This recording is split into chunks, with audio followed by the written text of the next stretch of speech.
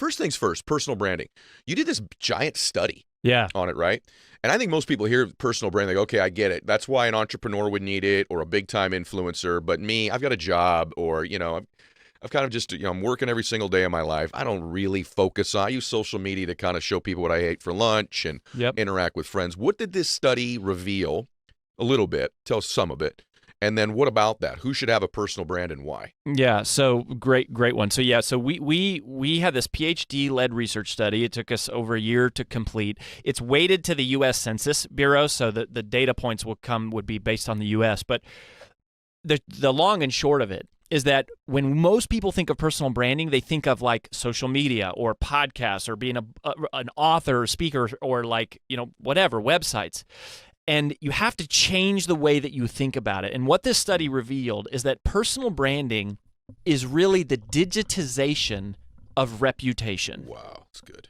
Okay. The digitization of reputation. So 74% of Americans say they are more likely to trust someone with an established personal brand, right? So the reason this matters is not because of vanity. Like, not everybody cares about a book deal. Like, that's our world a bit and some of our clients. But what we all care about is trust. The trust of our colleagues, the trust of our family, the trust of our peers, our bosses, the people who work for us. And 74% of Americans say they're more likely to trust you if you have a personal brand, which makes sense because we trust people that we see. Isn't that true? Like, stay on that. Like, celebrities. Right? Like, we don't even really know them. In some cases, it's a stage name almost, right? And but because we see them all the time, we actually form an opinion about whether they're trustworthy or not. And we've never even met them, probably will never meet them in most cases. Yet we don't even know their real name, like a lot of times. It's crazy, right? Yeah. So this matters for everybody, you're basically saying. Well, yeah, let me point out some specific ones. I brought the study just because I thought we might grab a few points. But when you look specifically at we asked the question, like, who does this really matter for? And we said, like, okay, do you care? The average American, do they care if their business coach has one, or their insurance agent, or like, who are the people you care about having a personal brand? And the number one profession out of all of them was doctors. Wow. 61% of Americans say they want their doctor to have an established personal brand. Oh my gosh. 59% said their employer, 58% said their lawyer, and 55% said their financial advisor. And here's what we started to realize. The higher the requirement for trust, the more having a personal brand matters. If you're going to cut me open, I need to trust you. Right. Like, I can't just meet you and in 5 minutes be like, okay, let's do this. And so more and more that's happening. And I have to tell you, Ed, like, I was late to social media. Like, me too. Social media, yeah, you were, but you've done better with it than I have. But I, for a long time, didn't understand, why would you post what you're eating and like what you're doing all day? Like, why would anyone care about that? And then I realized, for many of us, that the people that you trust the most in your life, like if you just made a list, who do you trust the most? It's going to be people that you see most often, and it's going to be the people you know the best. You know what they like to eat. You know where they live. You know their kids' names. You know where they go. You know who their friends are. You know what they do for fun. Like, you know how they spend their time on their weekends. And then the other one is that we trust people that we learn from. Ooh. And that becomes the big door opener for the business aspect of all of this, but not to discount the personal sides. Those things really matter.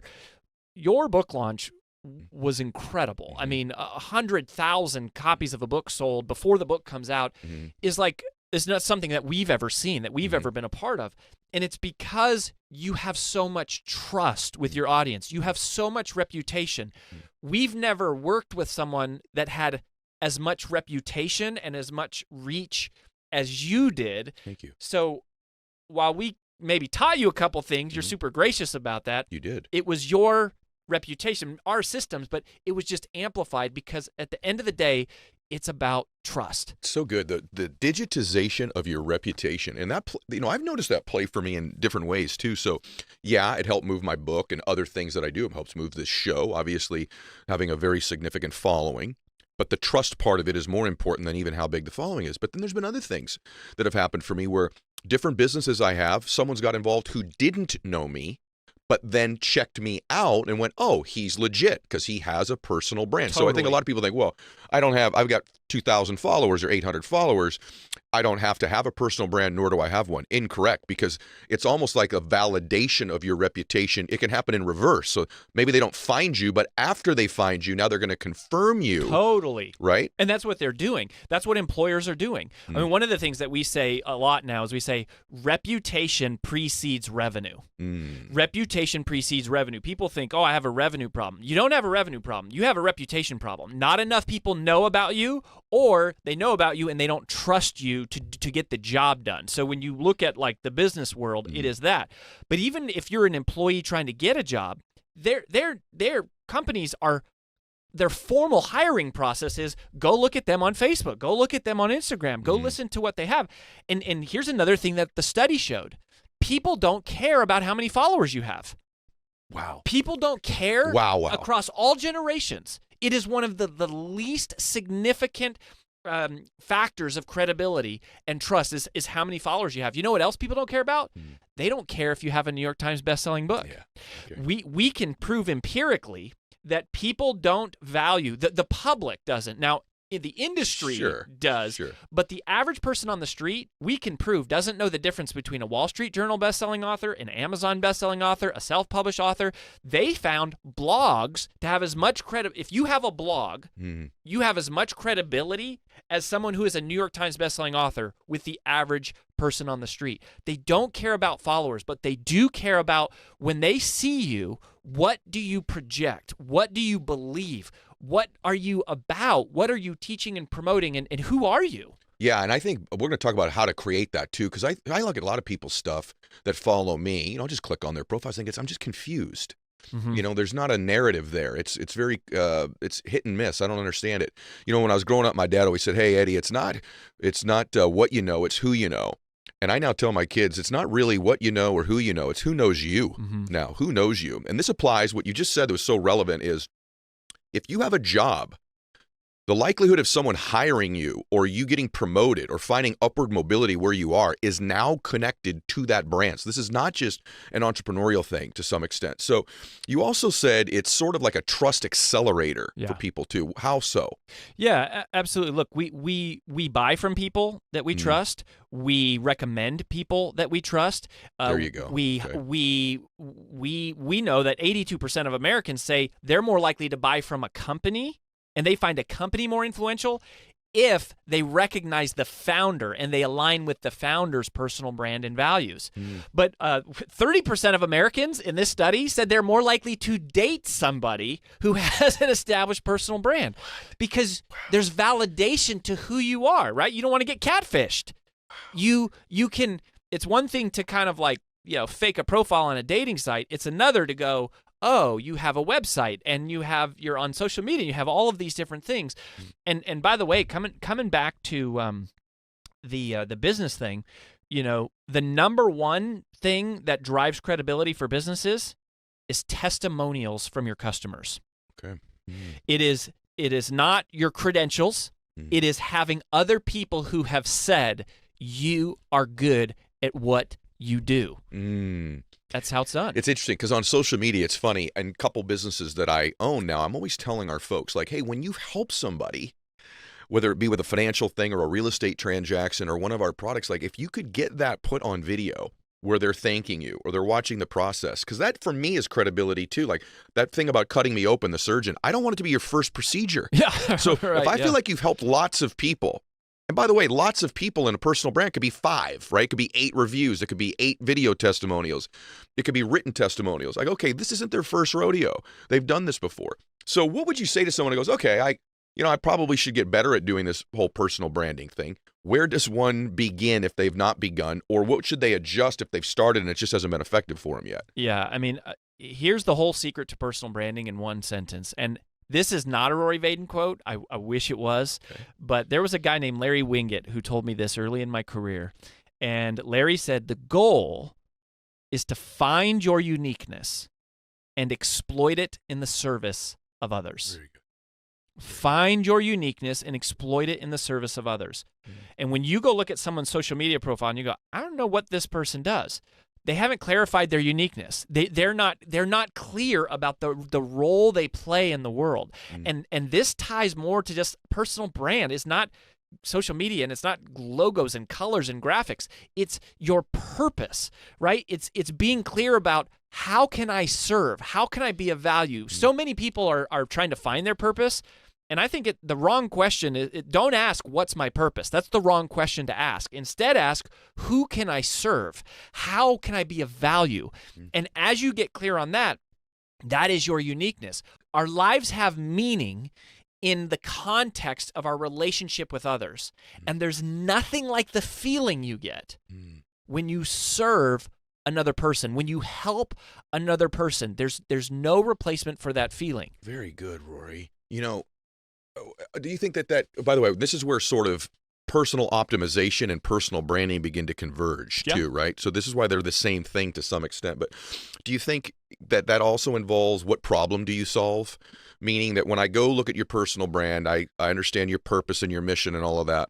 But for me to really connect with you, isn't there sort of an embedded command in there to some extent? Like, this is a problem I can help you solve. Totally. Yeah. When you kind of make it tactical, you know, like when we first sit down with a client, the genesis of building a personal brand is answering one question with one word. What problem do you solve? And if you're not clear about the problem you solve, no one else ever will be. You nailed it. Yeah. They never will be, because there's so much noise. There's millions and millions of people out there. There's so many people who do something similar to what you do. And the real reason why people don't grow more on social media, or they don't get hired more, or they don't get promoted, or they don't attract more customers, or they don't get more donors for their nonprofit or more members for their church, or whatever the thing is because they're not clear. Yeah. And it's because they have too many different things going on. And if you have diluted focus, you get diluted results. Very good. If you have diluted focus, you get diluted results. But if somebody comes and says, hey, Ed, who helped you launch your book?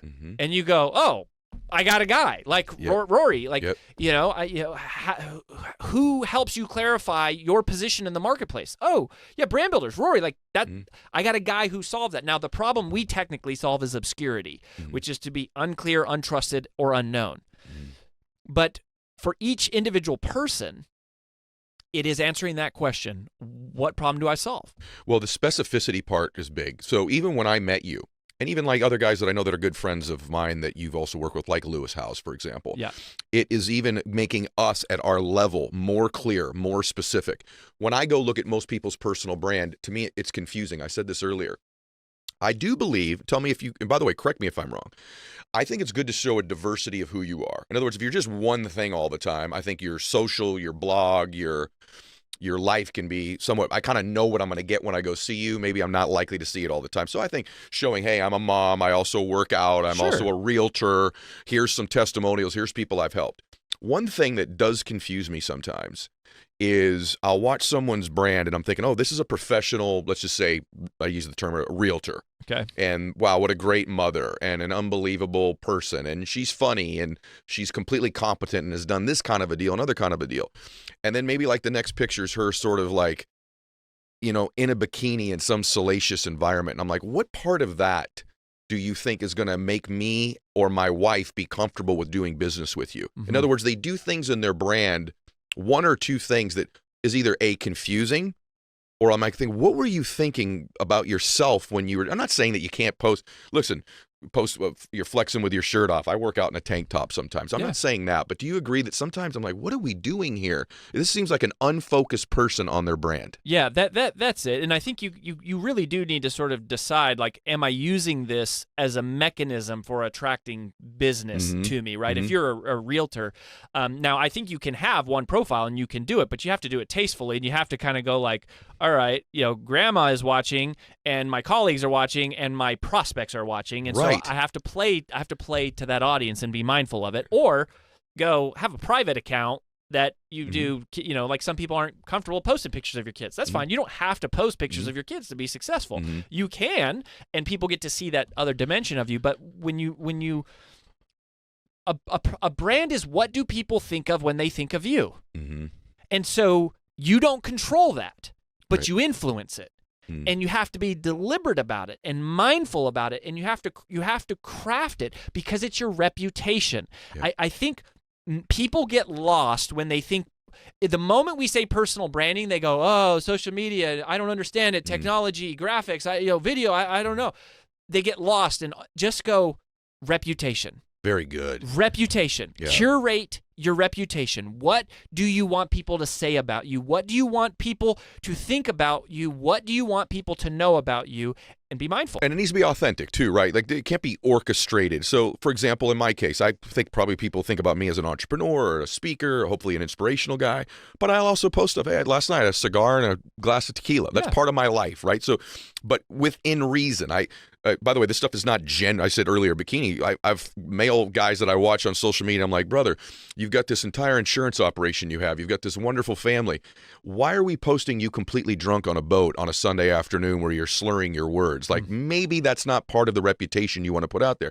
Having a cocktail, of course, that's part of what you do. You should be open about it. I just feel like, and again, we're going down to social media now, but as you said earlier, branding is all over. It's not just social media. It's everything about you. What are dares? And how does that sort of fit into a little bit about what we're talking about? I love things that you can just remember. That's what you're great at doing. Because with me, some really complicated things we went through, and I'm like, okay, I can remember dares. I can remember XYZ. I can remember the helix, which we'll talk about in a minute. So go ahead and tell us what dares means. Yeah. So dares is an acronym that represents how to select the best ways to monetize your personal brand, right? So that's where reputation, when you turn your reputation into revenue and you turn that corner to say, I want to monetize this, we say, okay, we got to figure out a business model. And just like if you have diluted focus with your message, you get diluted results. If you have diluted focus with your business model, you also get diluted results. You and I are totally in a line. In fact, you posted something recently that I was like, amen, about the multiple streams of income. You don't get rich by having multiple streams of income. You have one really freaking awesome stream of income. Diluted focus, diluted results. So when we are working with a client, there's not a one-size-fits-all, right? It's your uniqueness. So we're trying to figure out what are you best positioned for, and so we look for the dares. So the acronym is things that are D, digital, A, automated, R, recurring, E, evergreen, and S, scalable. Digital, automated, recurring, evergreen, and scalable. So if there was a perfect business model, it would have, no manufacturing costs, right? It's digital, so you don't have to ship anything. You don't have to store it. There's not like tariffs and boats and delays. It's automated, meaning people can completely self-serve. Very good. You don't have to have a huge army of people to deliver it.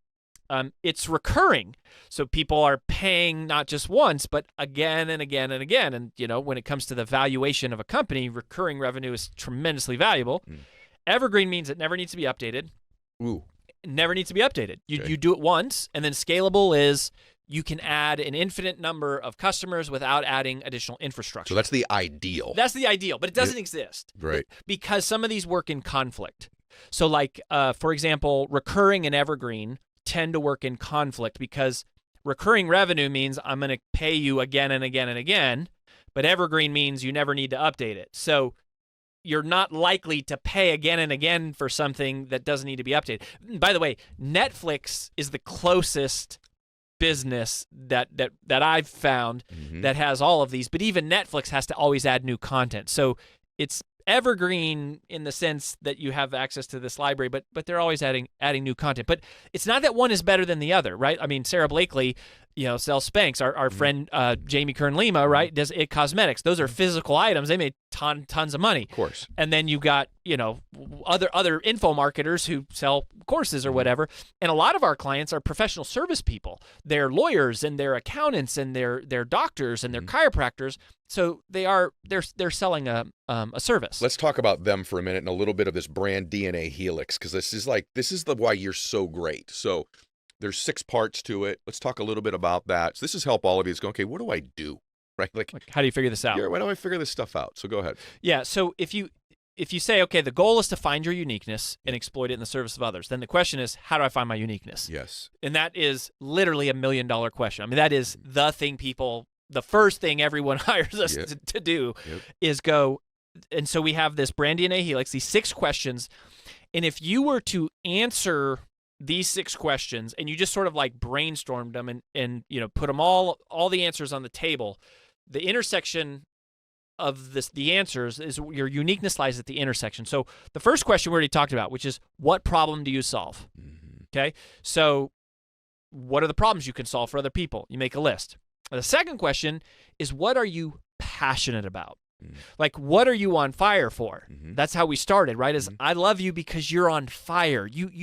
You're not just on a mission, you're on a crusade. Stay there. I want to stay right there because this is brilliant. I bet no one's asked you this before. Do those have to necessarily be connected? In other words, the problem I solve, what if what I'm passionate about is slightly different than the problem I solved? I'm going to scramble you here a little bit because I've thought about this. When I started in the business, I was solving financial problems for people. Yeah.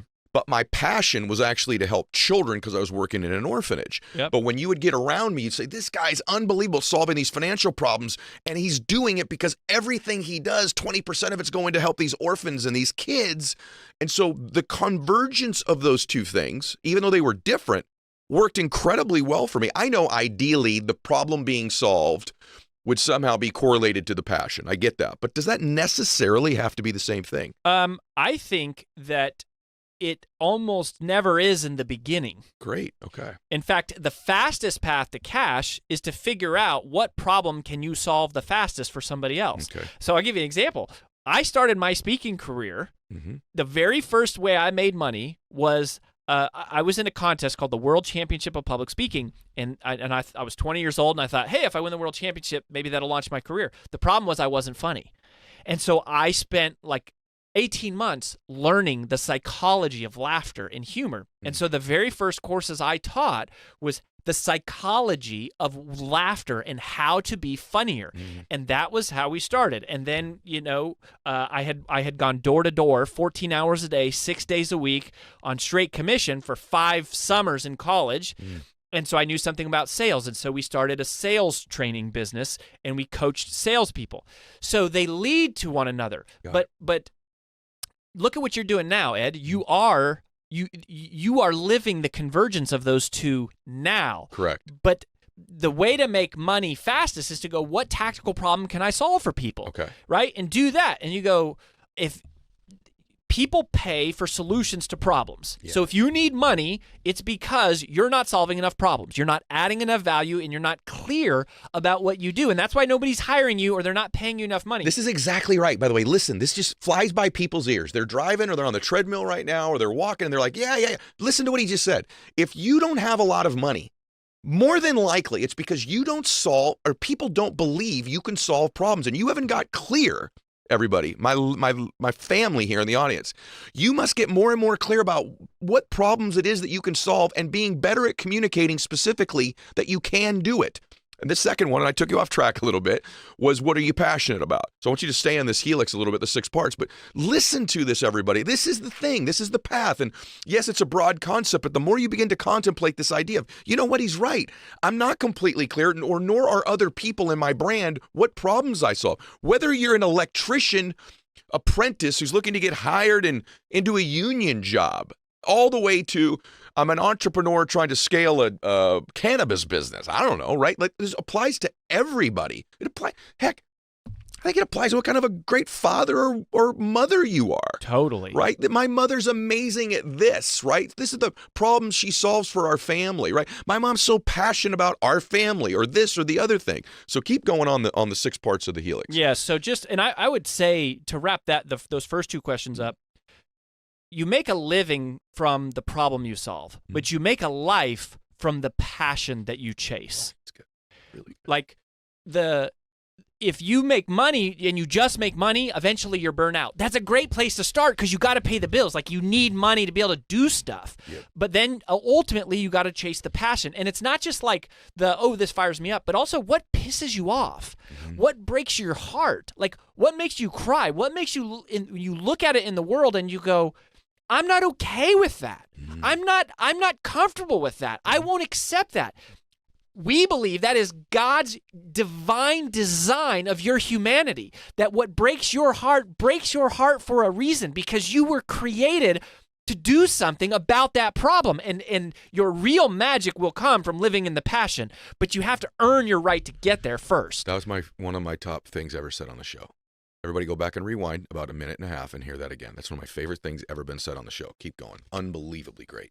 So the next two questions, okay, so you got what problem you solve, and then what are you passionate about? The next two questions are what do you research? Okay, so your uniqueness will be tied to things you learn, not just what you have a degree in, but what would you spend a Saturday afternoon learning about? Okay. Because you're going to have expertise in that. Like you're going to be drawn to that. That's a hint towards your uniqueness. Like this stuff for me, all this stuff, I mean, this is fun for me. Like I love studying speakers and book launches and social media and funnels and like messaging and positioning, like reputation. It's what I would do for free. Yeah. So what do you have academic head knowledge of? That's what do you research? The fourth question is, though, a big one. What do you have results in? So this is the companion, and the reason this is a helix is because each of these questions work in tandem, which is not what have you learned, but what have you actually freaking done? What path have you walked down? And I'll tell you, Ed, because it normally takes us, it's normally a 2-day experience to help someone find their uniqueness, but I'll give you the shortcut. Okay. And this is something we didn't know 4 years ago when we started the company, but now we've had over 600 clients. And this is what we train our strategists to do when they're working with somebody, to go, how do we find your uniqueness quickly? Okay. And this is it. All of us are most powerfully positioned to serve the person you once were. Oh, wow. You're most powerfully positioned to serve the person you once were. And so when you look at the problem you solve, right, it's going, what challenge have I conquered? What obstacle have I overcome? What setback have I survived? Whatever that path is, that is the shortest, clearest path to changing a life and making a ton of money and being full of purpose and just being on fire because you're living your divine uniqueness. Oh my gosh, Rory, that's so freaking good. And that's what you do, right? That's the reason people respond to you is because you're taking people on the path. You know, I love when you tell the stories of like your childhood and growing up and Eddie and like, you know, looking out for your sisters and then becoming wealthy and successful and paying the price. And you are this living model, an example of how anybody can do it. Thank you. You know, through the power of one more, and you know, all the things that you talk about. Thank you. But you're taking people on the journey, and so that is the shortest. That's the shortcut, if there is one, is to ask yourself, what challenge have you conquered? What obstacle have you overcome? What setback have you survived? You are most powerfully positioned to serve the person you once were. That is incredibly profound, man. Like I listen to things sometimes in life and I go, okay, let me put it through my application test of my own life. That's exactly what I did. I didn't know I was doing it. I wish someone earlier on would have said what you just said to me. And by the way, I've done that all along the way in my life. Even now people say, well, you coach some really affluent people, very wealthy people. I was once at their level of affluence. Right. I was once at their level of confusion. I was once at their level of, you know, achievement without fulfillment. You know, I understand these different elements, and so it's so good what you're saying. You want to finish that helix up? I want to make sure we give them the okay, good. Yeah, so we'll leave you hanging on 5 and 6. So the 5th and 6th questions are related to how do you monetize a personal brand. So this is where we start to step into that. So the 5th question is, what are all the things that people would buy from you? And so you go, all right, how do I make money from this?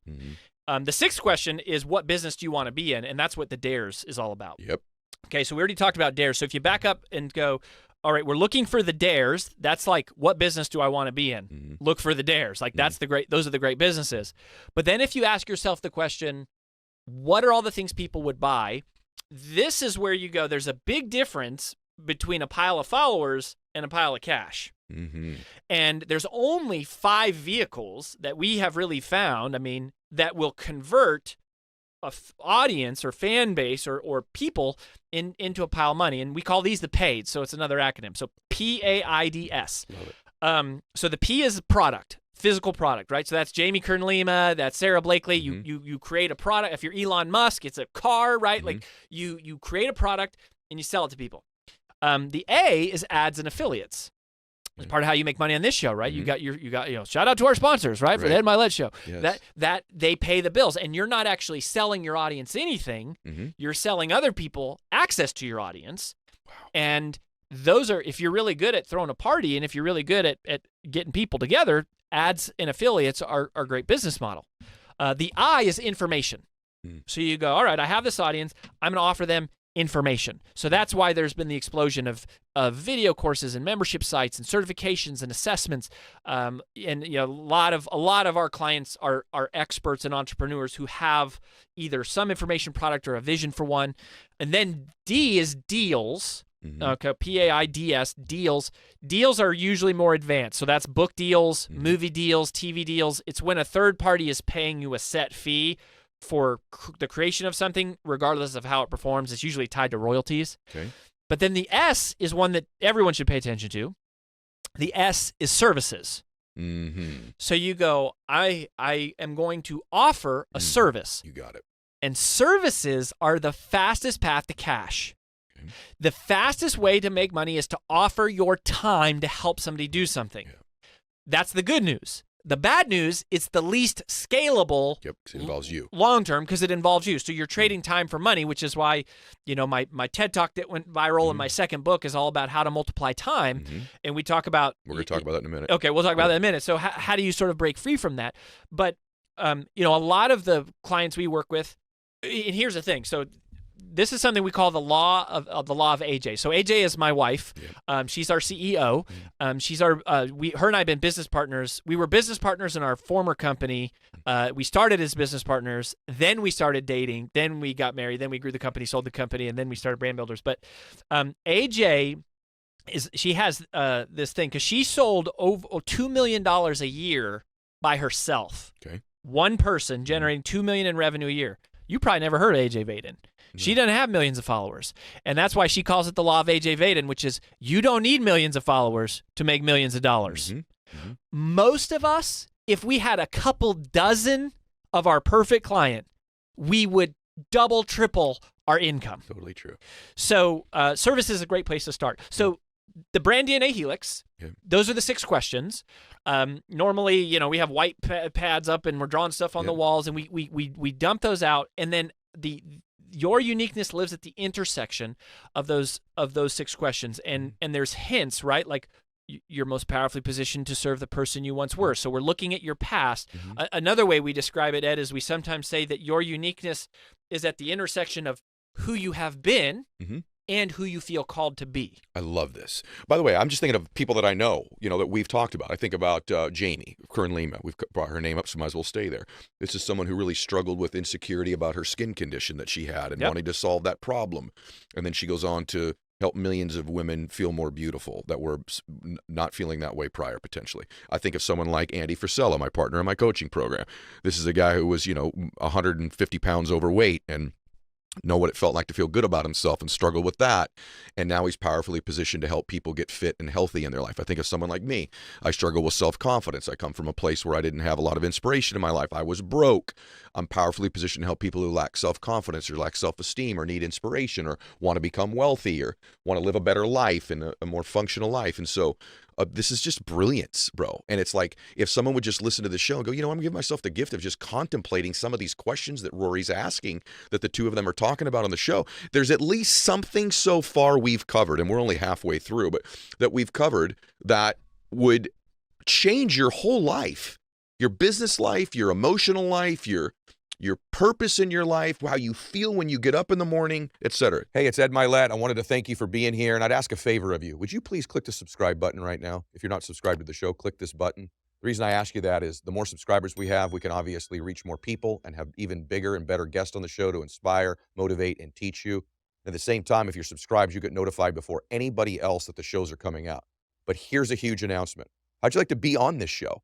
Yeah, you have a chance to be on this show. We're doing something revolutionary in the industry. And so every day, here's how you qualify. Every day on my social media, at Ed Mylett on Instagram or Facebook, TikTok, wherever you follow me, I make a post every day about 7:30 a.m. Pacific time. I do it every day the same time. If you make a comment on that post, everybody who's made a comment, we're gonna pick a winner every single day. And that winner is gonna have an opportunity to sit on this show and get coached by me every single month. So follow me on social media, engage in the 2-minute drill, turn your notifications on so you know when I post, but I'll give you a hint, 7:30 a.m. Pacific time every day. Make a comment, and eventually, hopefully you get picked to be on this program. I'd love to be sitting here with you soon. Max out. And I'm curious, you're so remarkable because you've built this really amazing entrepreneur side of your life also, and you've built a brand. I feel like maybe one of the keys to your brand is just your authenticity and vulnerability. But is there anything you would give advice on to who maybe an aspiring entrepreneur or an entrepreneur who's like, I want to be better at building my brand, but I just feel like a lot of people just think, I don't really have anything. I didn't lose my legs before, below the knee. So who really wants to pay attention to me? Obviously we want to pay attention to you because your story is so compelling. My story is not that compelling, and they discount themselves. What would you say about building brands as an entrepreneur? I mean, I think, the more you know yourself, the more you'll be able to build your brand where other people believe in it, right? Yeah. So you do have to know your story. And I believe we all have stories. It doesn't have to be a story like mine. I mean, we all have things we've learned along the way. Like, what is it that makes you you? And what is it that makes you want to put this brand or this product into the world? So the more you know that story, I think for me, I connect with people who are authentically share their journey and their story and their passion. It's very easy to share something outside of yourself. And I have to check myself at times too.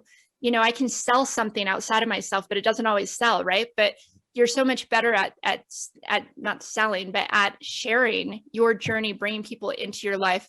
And I think that that's when your product or your brand shines, really. So I think storytelling is key. I mean, these days with social media, everybody's selling something, right? But the ones who really sell you on it are the ones who can relate, who can say, this is why this is so helpful, and this is what it's done for my life, and I can show you that, And so I just think it's important to know the story, your story, and believe that your story is valid. Believe me, I didn't even think mine was. I mean, everything I've gone through, I would think, why am I being asked to stand on stage and talk to, Fortune 500 companies? Clearly they're successful. Clearly they know what they're doing. Why are they asking me? I don't know anything more than they do. But what it comes down to is knowing my truth, right? Knowing what's helped me.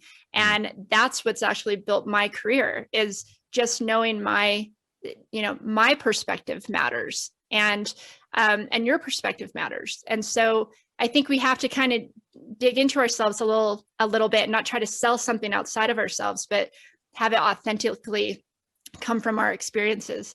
And that's what people relate to. Like, people do relate to vulnerability. We don't relate to success. Not everybody's going to stand on a podium and have medals around their neck, or, be massively successful like you are, Ed. So I feel like what we do relate to is, but how? But how do you get there, right? And that's what we all want to know. And so when it comes to your own brand and business, it has a story, and you just have to figure out what that story is and be willing to actually go there, to connect on that vulnerable level so that you can really help people. I mean, I'd imagine that's what every entrepreneur wants, is to make an impact. Yeah. And so it has to be authentic to you. Yeah. Huge takeaway is storytelling. Like that, guys, that's a gold nugget. That's just massive, is that just beginning to at least be intentional about telling a story about your life, your product, the journey, the difference you could make. Maybe it's not even you. Maybe it's a story of what your product or service did for another person. But exactly, you're so right about that the best people that build brands, by the way, even my best friends, what many of them, people always say, well, you're friends with all these comics and comedians. They're just great storytellers. They are. I just love to be around people who can tell a story, right? And the more you're intentional about that all the time, that's the world we currently live in. That's why reality TV works so well right now. That's why social media works. Exactly. The best politicians are the best storytellers. It's just like, can you tell a story? Now, finishing question here. By the way, follow Amy on everything. Okay. So just, you guys already get this. So, and by the way, when we do this, it's Amy Purdy Girl, but it's Purdy for those of you that might not know. And girl also has the G in it. Okay. So go everywhere and get her stuff. I don't only fully endorse her. I'm telling you to go do this. Okay. And we also have millions of people praying for you. But this idea of these stories is the last thing I wanted to finish with. Like, this just flowed really well. But we tell ourselves stories about our past, and sometimes we repeat these stories. And I think one of the most detrimental things you could do if you're trying to make a change in your life right now is in any way comparing where you currently are. Comparison's terrible, comparing to other people. But one thing we do to really harm ourselves is we sometimes compare ourselves to what we used to have or we used to be. So even a relationship you're currently in, if it's in the 10th year, comparing it to the 6th month isn't fair to the 10th year. It's not as new and as exciting, and comparing it then isn't fair. Comparing yourself. And so I picture this beautiful soul that you are. And you said that both times with the new situation, the other one, but particularly the first time where you lost, below the knee, you looking down and your feet are gone. And immediately, instead of looking at what was there before and comparing, you began to look at the next story and visualize the next story. That's so profound. What advice would you give or counsel to someone who's saying, all right, things were better before for me in any way, shape, or form, right? They were better before. And I am, Mylett's right, Ed's right. I am sort of beating myself up and comparing to another place or time. What would you say? How do I get out of this? How do I create a change? Because I do keep looking at maybe it was a little bit better before. What would you say in conclusion to those people? I mean, so first of all, be gentle on yourself, because I think we all feel that way. Especially when something drastically happens, you're like, yesterday I was here and today I'm here. Like, how did this happen? It was so much better yesterday. But I also think that, we have to embrace the moment. That is the key to life, right? Be in the moment. What's happening right now? Yesterday was like an era. What an amazing era that was, right? I did this and things were great. Now I'm in this era. And so you're not losing anything, you lived it. I didn't lose, maybe I lost my legs, but it's like, I didn't lose who I was. I lived a certain life, and now I'm stepping into this new era, and we're going to have these new parts of ourselves and new stories and new complete realities as we move forward. So it is very important to be in the moment. And one thing that really helped me when I lost my legs and when I was laying in that hospital bed and saw myself snowboarding, I had this feeling, and I asked myself this question: if my life was a book and I was the author, how would I want my story to go? And the reason I asked that question is I thought, I am not a victim to this. It's not like, okay, I lost my legs, lost my kidneys, my life is over. No, I refuse that. So if I had control over what my life would look like, what would that be? And allow yourself to daydream. Literally allow yourself to go there. Don't shut it down. We shut ourselves down so quick before we even get started, right? We go, oh, I can't visualize myself doing great things because I don't even know how I'm going to get there. Forget the how, right? Just allow yourself to ask that question. Like, if your whole life was a book, you were the author, how would you want the rest of the story to go? And for me, I saw myself walking gracefully, helping other people. I saw myself snowboarding. I didn't know how I was going to do any of this. I even saw myself speaking before I knew there was even, a speaking circuit, but I felt it. I was like, I wanted to tell people everything's going to be okay. Like, no matter what circumstances you're facing, it will all make sense in the end. So just go on the journey. But you also have, you're a co-creator of it too. Is so like, know that you can control to a degree where you go from here, and allow yourself to visualize that and feel it and believe it. And you'll be surprised where you go. We're talking about building a brand, I guess, where we should begin, because you're so good at that and you've done it. A lot of people, though, when you cover that topic, they go, I don't need a brand. I got, I'm in this type of a business, or right now I'm a stay-at-home mom, or I'm an employee somewhere. Yeah. What's the point of me having a brand? To which you would say what? You just said something really important. You said right now.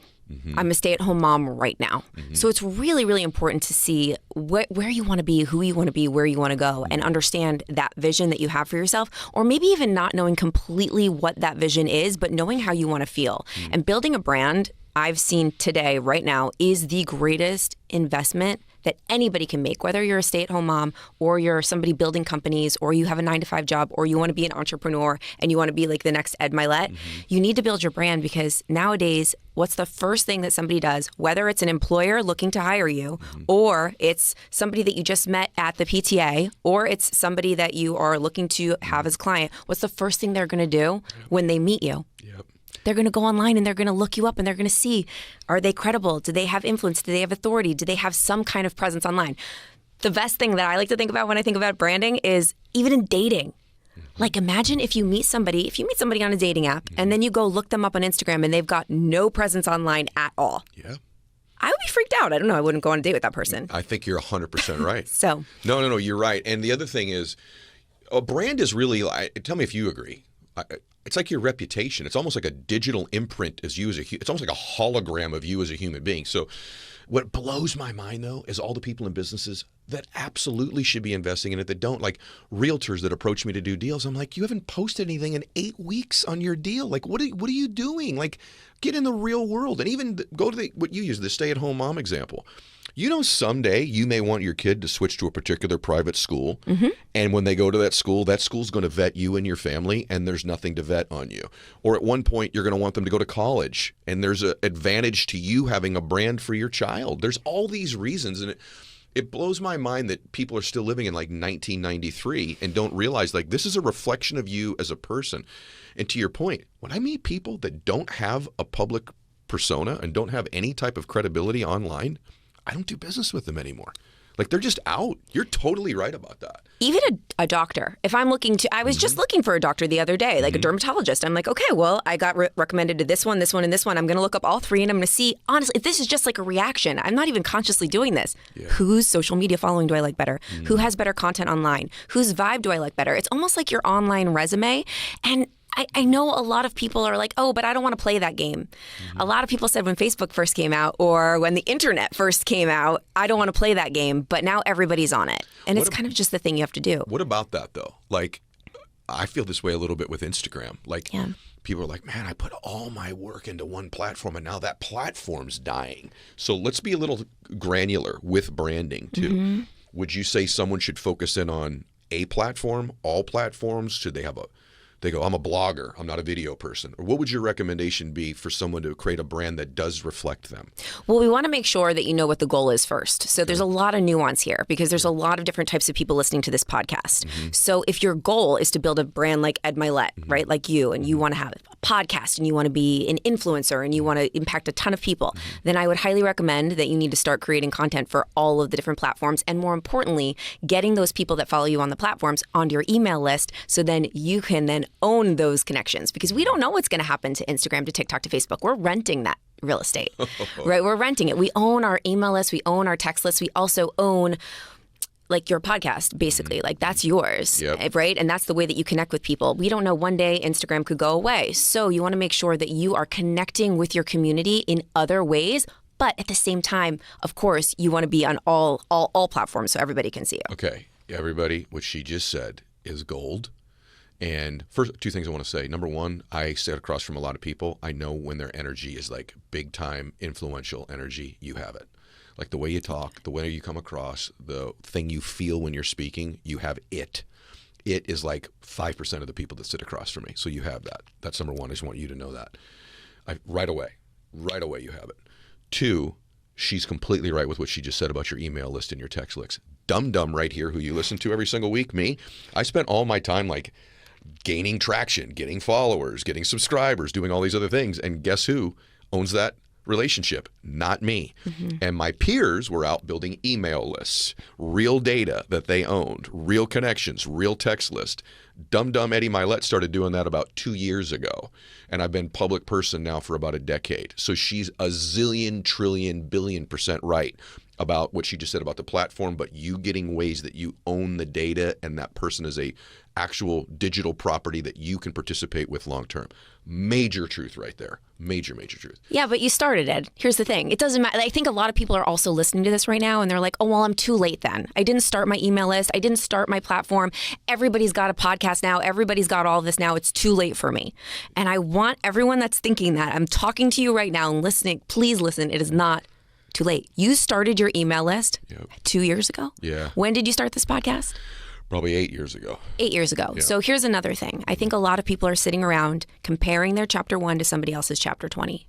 Comparing their first step, their beginner step, their very first episode of their podcast, or their very first post on Instagram, their very first Instagram live, or their very first YouTube video to somebody who they admire like you, who's been doing it forever, but people don't see all the years that you put in, all the mess ups, all the bad episodes, right? True. All of the ones where you're like, man, I shouldn't have done that. Like for me, there was so much leading up to that. And I've spent a lot of time thinking like, oh, I shouldn't start because this person has already done it. Yeah. Right? And my therapist actually said to me the other day, because I've got this new book coming out, first book ever, never written a book. It'd be huge. And I'm having imposter syndrome, all the things I talk about in the book. This is so ironic, Ed. Yeah. I'm literally reading my own book and I'm like learning my own steps in the book because I'm having all the symptoms of fear because I'm being seen on a whole new level than I've ever been seen before, right? And I'm doing this and I'm like, man, I'm talking to my therapist. I'm like, I'm putting this book out. I'm so scared. Like, is anyone gonna like it? Is anyone gonna buy it? She's like, Jen, have you ever written a book before?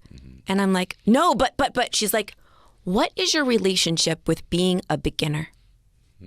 And I was like, whoa, this is my first book. So if this is your first time putting something out on the internet or building your brand or doing your side hustle or starting your podcast, stay in your lane, let it be your first time, let it be messy, let it suck a little bit, and use that as the stepping stones to get to the next and the next and the next. And people love to follow a beginner. You're so right. They love that. They want to root for you. Yes. Yeah, you're not a beginner, but when I met you, you were at an earlier stage.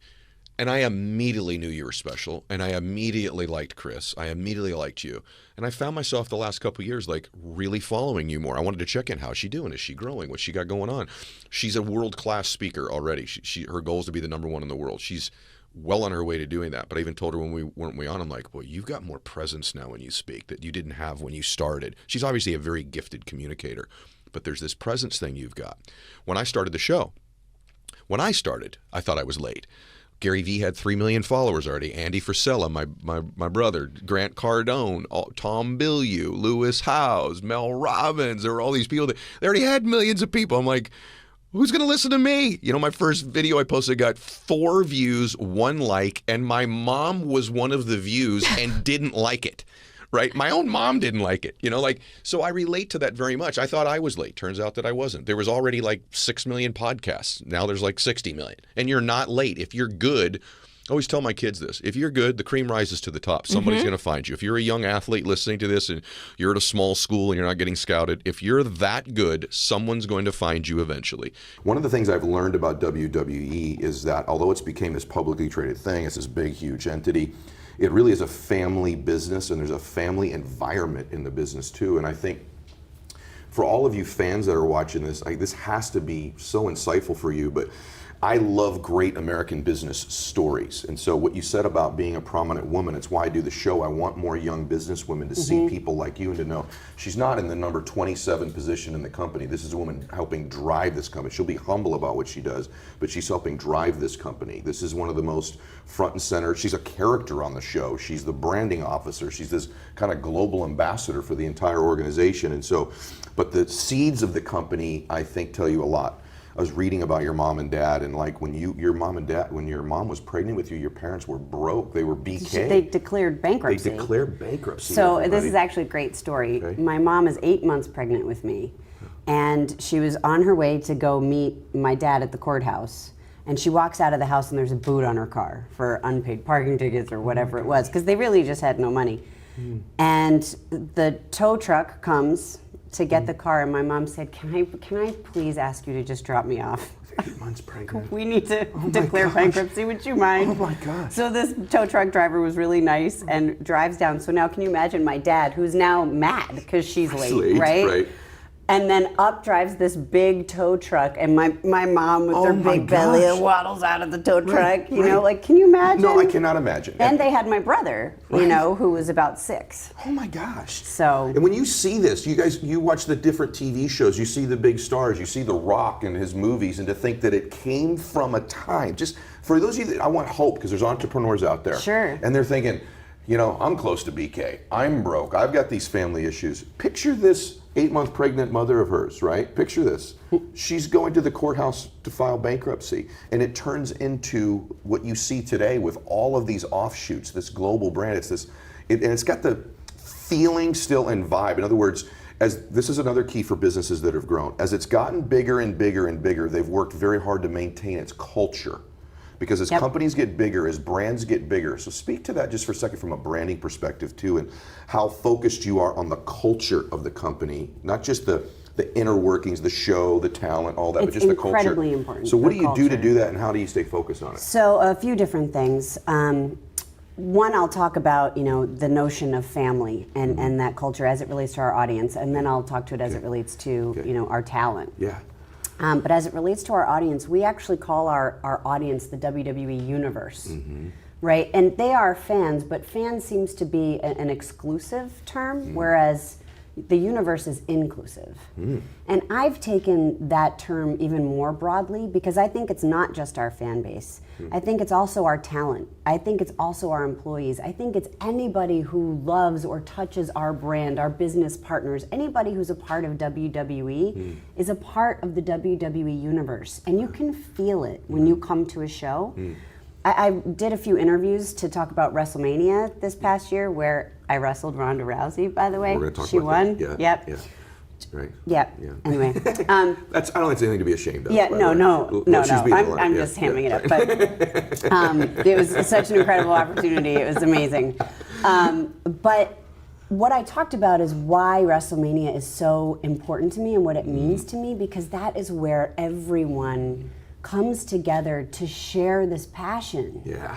You know, and it's so unique. And so, for example, this past Monday, we announced our partnership with Special Olympics in support of the USA Games. And our entire audience got to their feet when these athletes came out. It was Team Texas, because that's who they are. Yeah. You know, and it is this inclusive, supportive, amazing environment. I mean, in spite of what you may read on Twitter as it relates to storyline, you know, they really are this amazing group of people. And I believe in humanity, I really do. But that's the family environment, you know, and that's what WWE is. So from a branding perspective, even calling them the WWE Universe, making sure they feel included, giving them the opportunity to have that standing ovation for those athletes, because how does that feel to them?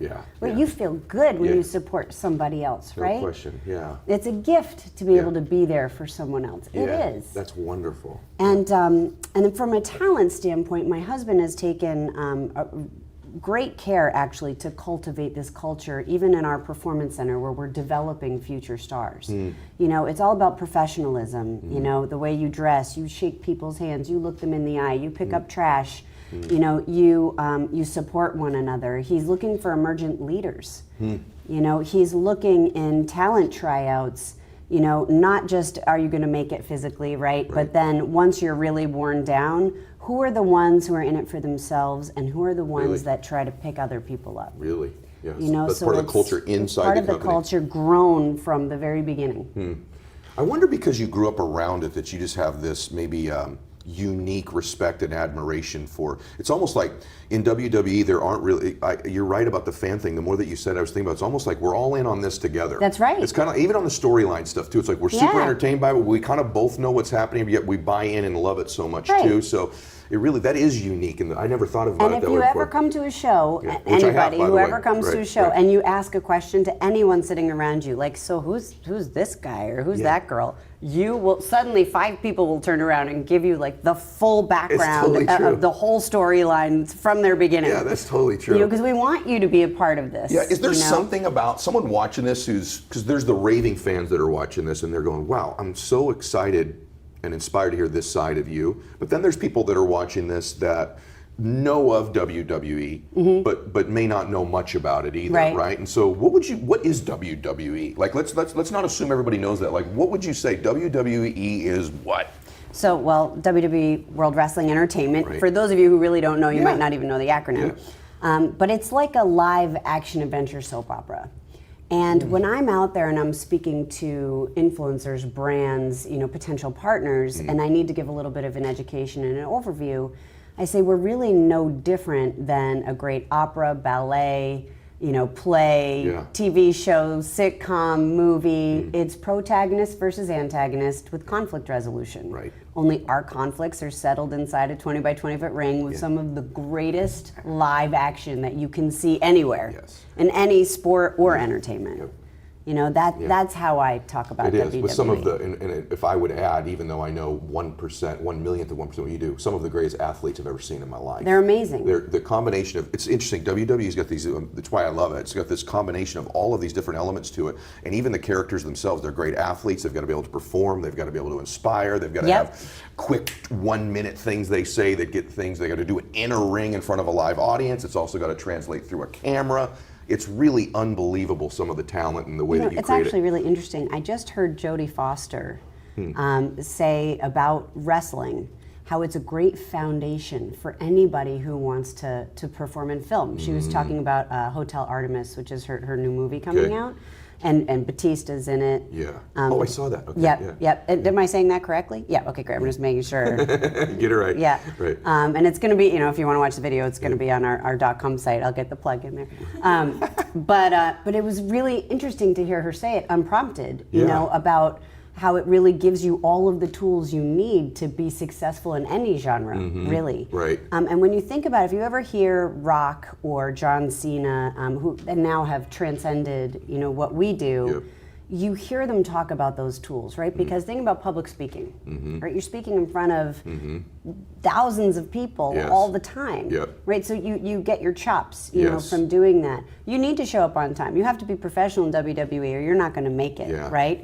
If you have lines, they're memorized. You come prepared. Plus you have been doing interviews and media interviews even from the time that you're a developmental talent, because we're training you constantly in all different platforms and all different avenues. We're training you to build your brand in social media. We're training you to do other types of media interviews, radio, TV, etc. We're training you at the local level, and then we're training you at the national level, and then the global level. Yeah, unbelievable. So it's, when you are a WWE superstar, you are one of the most well-rounded business people and entertainers and athletes that you could possibly be. It's so true, and they love it. You hear Dwayne talk about the WWE, he still has a heart for it, he still loves it, or John, the Bella twins on my show. Yeah, the Bellas as well. They just love it, and what you said is really, they exemplify that too. They're just really unbelievable women. They're great business women, they're great branding women, and they love this, right? They have a heart for it, there's this passion for it. And that kind of leads me down a road I want to talk about, because this is, we didn't just feature a woman on the show just because she's so successful, but also you've helped, you may not take credit for it, but when I used to watch wrestling, it was a totally male-dominated enterprise, right? And I gotta believe that you had something to do with this transition the last, call it decade or so, where frankly, some of the most well-known people are the Bellas, are the female talent, are Ronda Rousey. So did you consciously start to take the company in that direction, or did that just sort of the market dictated it? I've been a part of it. Okay. So definitely I've had a voice, for a long time, and not just by myself, there's been a lot of other voices, right? A lot of other female voices trying to fight for this, and some male voices as well. But it wasn't until our fans spoke that we were able to truly affect the change. You mean speak with ratings like we like this? Social media. So there was a match with the Bellas, with actually Nikki Bella, and it lasted all of 30 seconds. Okay. And unfortunately, that was the norm, right? And this was in 2015. Okay. It was supposed to be a tag match for 30 seconds. And our fans had just had enough, and they started a hashtag called Give Divas a Chance. And it trended worldwide for 3 days. Wow, I didn't know that. Specifically asking for more athleticism, longer matches, better character development, better storylines, specifically demanding those things. And my father, the chairman and CEO, responded, "We hear you, keep watching, hashtag Give Divas a Chance." Then that WrestleMania, which is like our Super Bowl, which was our biggest live audience ever, over 101,000 people at AT&T Stadium, we had Hall of Famer Lita go out and announce the rebranding of the Divas division to the women's division. She unveiled a new championship belt, which was more akin to the men's, but still feminine.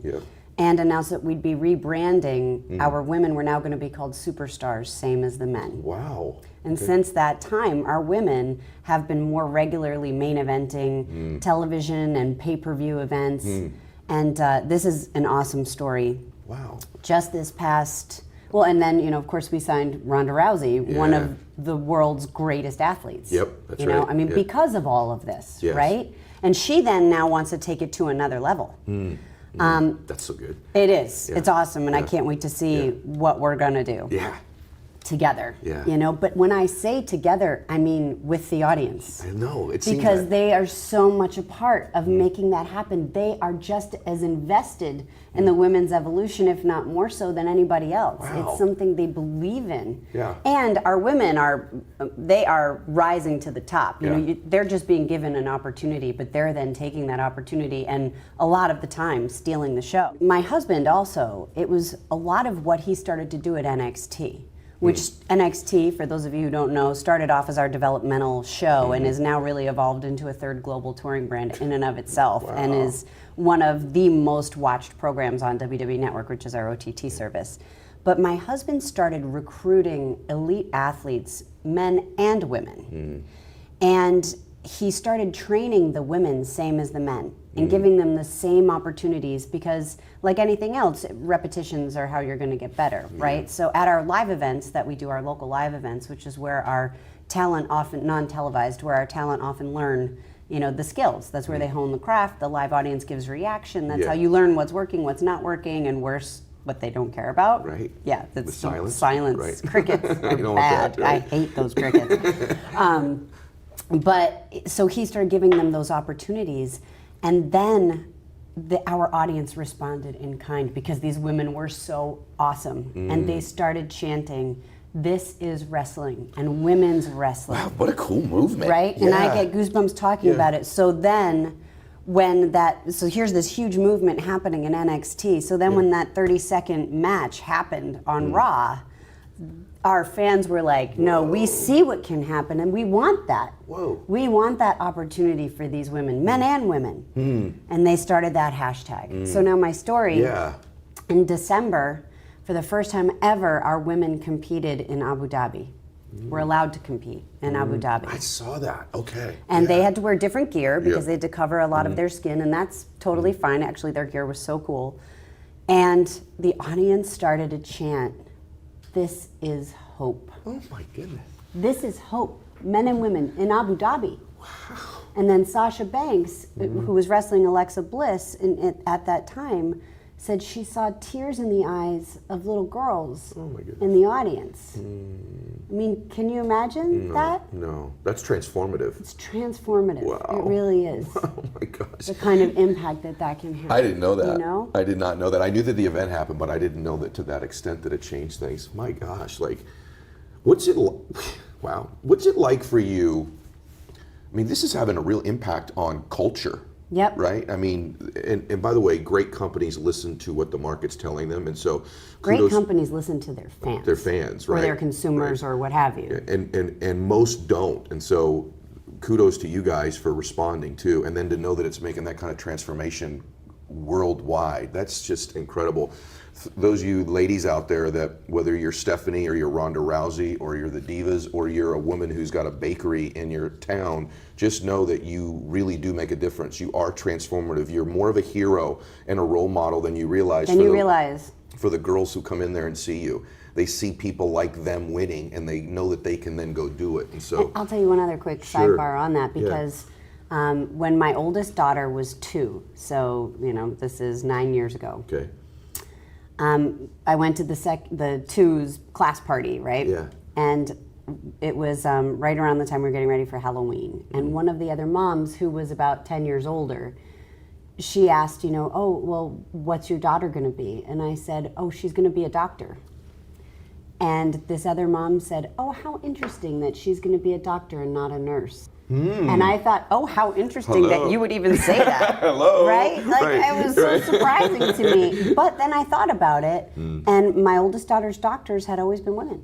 You're old. That's interesting. So isn't that it? was her perspective, Yep. and that's exactly the point. Yep, it is. It is so important for women to be in these roles. Yeah, it is. For girls to see that. And for you ladies that watch this too, to know like that metaphor applies to you. Like you do really give hope. I mean, do. that's a big scale when you're hearing about them abroad and that the women are still wearing their different, traditional garb, but to be able to create hope like that. But you do that in your way, you businesswomen. When you get up and speak or you walk into a business meeting, it's transformed the globe the last few years. And so I hope you're proud of that, and I hope you hold on to that. Even in the times where maybe the money's not coming in like you'd like it to, and people are telling you to go back where you belong, go back and get a job, or go back to just doing what you were doing before, I want to encourage you to remember you're giving more people hope than you realize. Just your effort gives people hope. You tried. So you're a waiter, you got nothing really going on, and you're trying things to get it going. I think most people are like in fear, like, oh, I'm going to fail in front of my family or whatever. You just kept putting stuff out there and trying to find your space and your niche, right? You will fail. You have to fail. Let's just get that out on the table first. I'll be honest with you. Failing to me is kind of the point of trying stuff. Succeeding would be great. I mean, I love success. Which you've done now. But success is so much more foreign than failure. For me, when it comes to trying stuff, failure is so much more common. You better get used to it. Very good. You better get used to failure. I read Mark Cuban's little thin book. I don't know if you know that book. It's like 70 pages. No. He said something in that book that really inspired me to just keep swinging over and over again. He said, I might mess it up. I'm going to paraphrase. He goes, if you want to be an all-star baseball player, you got to hit 3 out of 10 pitches for an entire season. You want to be a Hall of Fame baseball player, you got to hit 4 out of 10 pitches. It's only one difference. God, that's so out good. of 10. That's so good. You want to be a Hall of Fame business guy, you need to hit 1 pitch ever. Oh, wow. Out of all the swings you take. That's really good. And I was like, man, 1 swing has to connect out of all the swings you take. That's when I started really chopping away. Jay-Z for Dummies failed. I tried to get my own show on the Oprah Winfrey Network when she launched that. Botched the audition. I mean, just stuttered and sweated through the audition. The video did terribly, but out of that came happyisthenewrich.com, which I really latched onto because in California when I lived here, I was broke. $0, 0 cents. At 30 years old, by the way. It wasn't like I was 18 years old. Wow. I was a full-grown man at this point. Wow. And I had no money. Okay. But I said, I better learn to, enjoy my life with no money, or I'm definitely not going to enjoy it with money. I love that, by the way. That's a truism of so all true. truism. By the way, I want to step in on that. Sure. Man. You've already said 3 or 4 things that are super profound, man. And you are funny, but I introduced you saying he's a deep guy. And it's true. Number one is if you can't find a way to be blissful and happy when you don't have the very things you want, when you get them, you're not going to be any different. I have tons of friends that I could introduce you to that have a ton of money, weren't happy without it, and aren't happy with it. In fact, to some extent, are less happy with it because they're freaked out about losing it. Yeah. You're totally right about that, number one. And number two, this whole idea of you having these failures that you did, what is unique is that there's a lot of approaches to getting a brand. And I've always thought before you that the brand had to be you. Like it had to be, this is who Ed Mylett is and what he stands for, or Sarah Johnson and what she stands for. But you've actually built some brands and some following that were about concepts and thoughts and not just about an individual person, right? Like this idea about the one on influencers in the wild, or Tank's Good News is probably a better example. Yeah. Tank's Good News isn't really about you as much as it is about putting stuff out there that can change people's lives for the positive in a really negative space called the internet, right? Yeah. And listen, this question of is social media, like if you could snap your fingers and make social media disappear, would you or wouldn't you? That's a existential question that I've heard people ask. And it's like, I would not. There's no doubt. And it's not just because I make my living on it. It's because I think that it's a new tool for us that we're just starting to learn how to use and corral. And anytime a kid gets a new toy, they don't really know how to use it. As a human species, we're just learning how to use this. We've had it for 20 years. You know what I mean? Yeah. We really are starting to say, all right, you know what? Maybe we shouldn't let one person run an entire, 4 billion person nation. You know what I mean? Maybe we should have some checks and balances there. We will figure it out. I'm confident. And I always say, like this game, and I know we're going to get to it, like people will go, why did you start a game? It's like, well, because I don't love the fact that my whole entire livelihood is at the whim of Mark Zuckerberg. Yeah. And whether or not he feels like making the algorithm show people my stuff or not. I trust him. Like Vine disappeared. Yeah. That is terrifying to me. The fact that people built their whole following on there and then one day it's literally just gone. Yeah. I trust him to do, I really do believe, and I believe this about everybody, I believe he and everyone are doing their best with the tools they have. Even people who don't, a lot of people don't understand social media. Mm-hmm. They don't know that they're getting fed information that reflects the world they want to see. Exactly. Like they don't know that they're getting fed A, B, and C because they keep clicking on A, B, and C over and over again. Yeah, you're getting tons of confirmation bias. What you already think you're getting more of, and it feeds this belief system over and over again. But as an influencer or as someone on social, you can flip that and use it to your advantage. Sure. Right? And so he has a board game out that we're going to talk about in a little bit, guys, called Influencers in the Wild, which is really a fascinating account he has, and now the board game. It might even be a TV show at some point. And you are one of those influencers, though. So you became one. So I want everyone to get this as they're listening to this, because we're going to now talk a little bit about some strategies for you guys. This is a guy was in the fencing business. Then he's got this dream job at Def Jam Records, right? He's a waiter. He's, spent his early 20s doing way too many drugs and alcohol. Then he gets sober. 30 years old, he's still broke. What hit?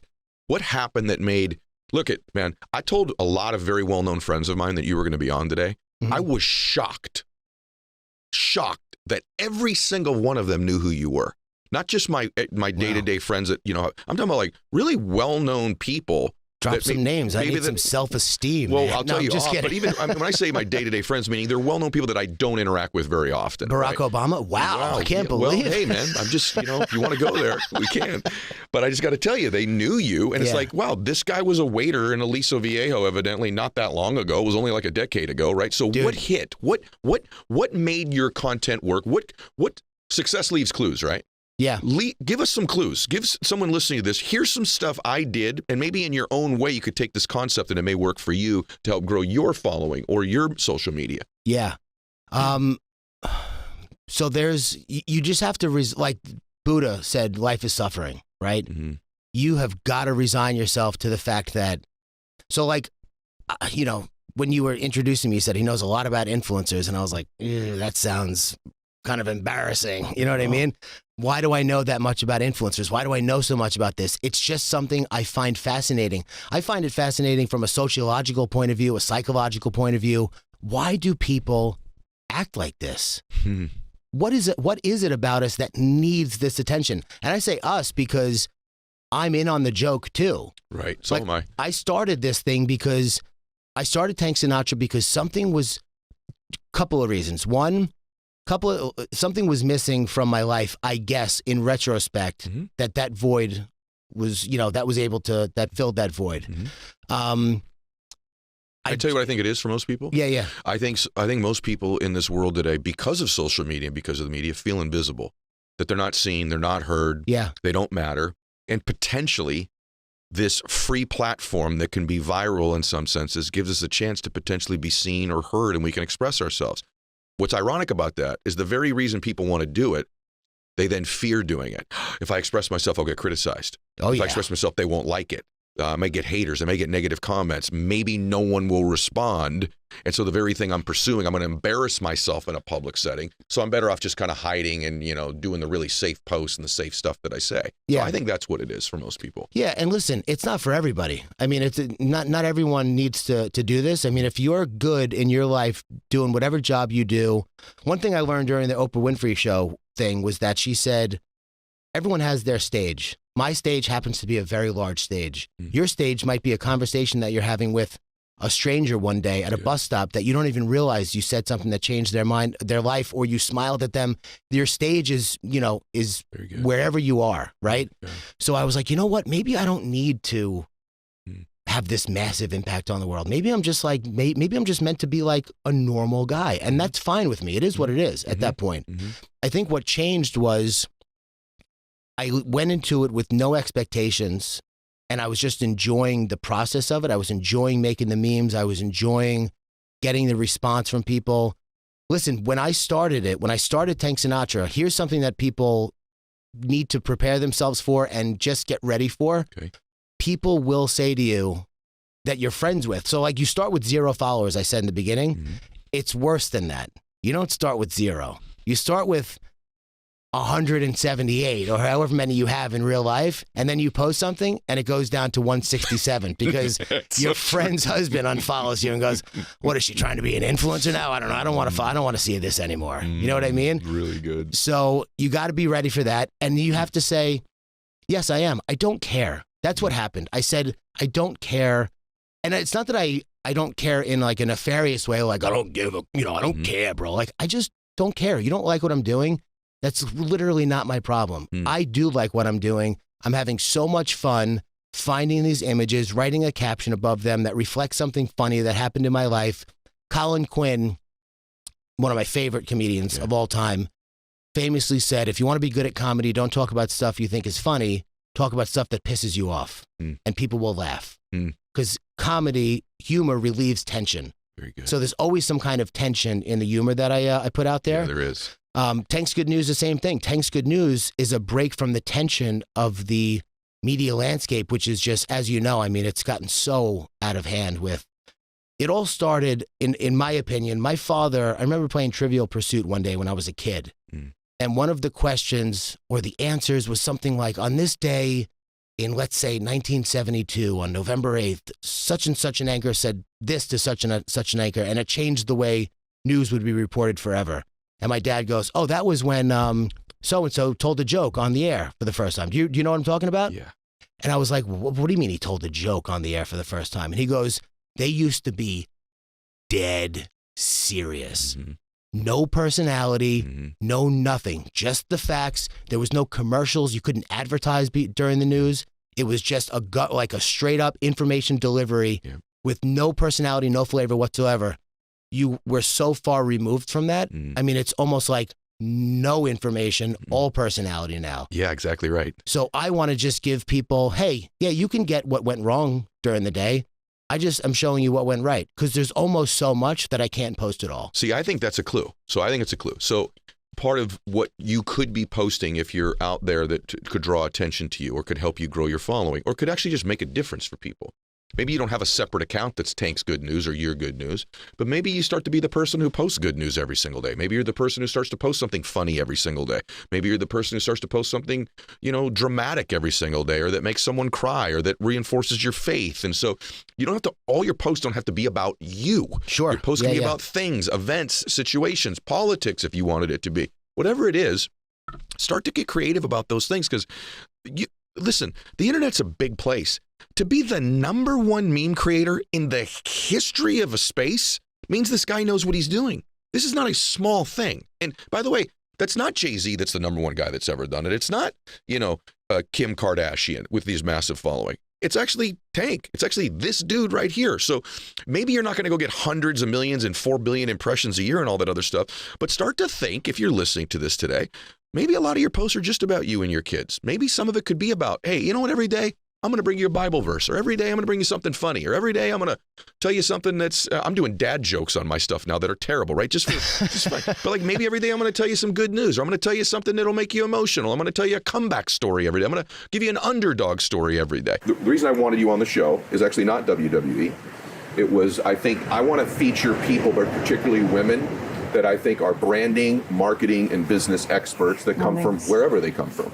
And so you two exemplify that. I think you're exemplary businesswomen. And in our conversations off camera, it's obvious to me what you're going to do. Your career is going to have legs even beyond this, right? Because you're branding yourself. So let's talk about that just for a second. Just branding in general. Are you guys conscious of a brand that you have? I know the answer to that, but do you think about that? Do you ever talk about like your brand, protecting it and that sort of thing? So talk about that for a minute. Oh, yeah, 100%. I mean, do you want to start? Or Bree and I constantly talk about that, and I feel like we did in the beginning. We wanted to be this brand that no matter where it was going or how it was growing or where you would see it, you'd always recognize it and you'd always know it was the Bella Twins. But we also wanted to have this brand that had meaning and had passion, like just how Bree and I live life, and something that can make a great change. And so that's like when the brand started as these wrestling girls.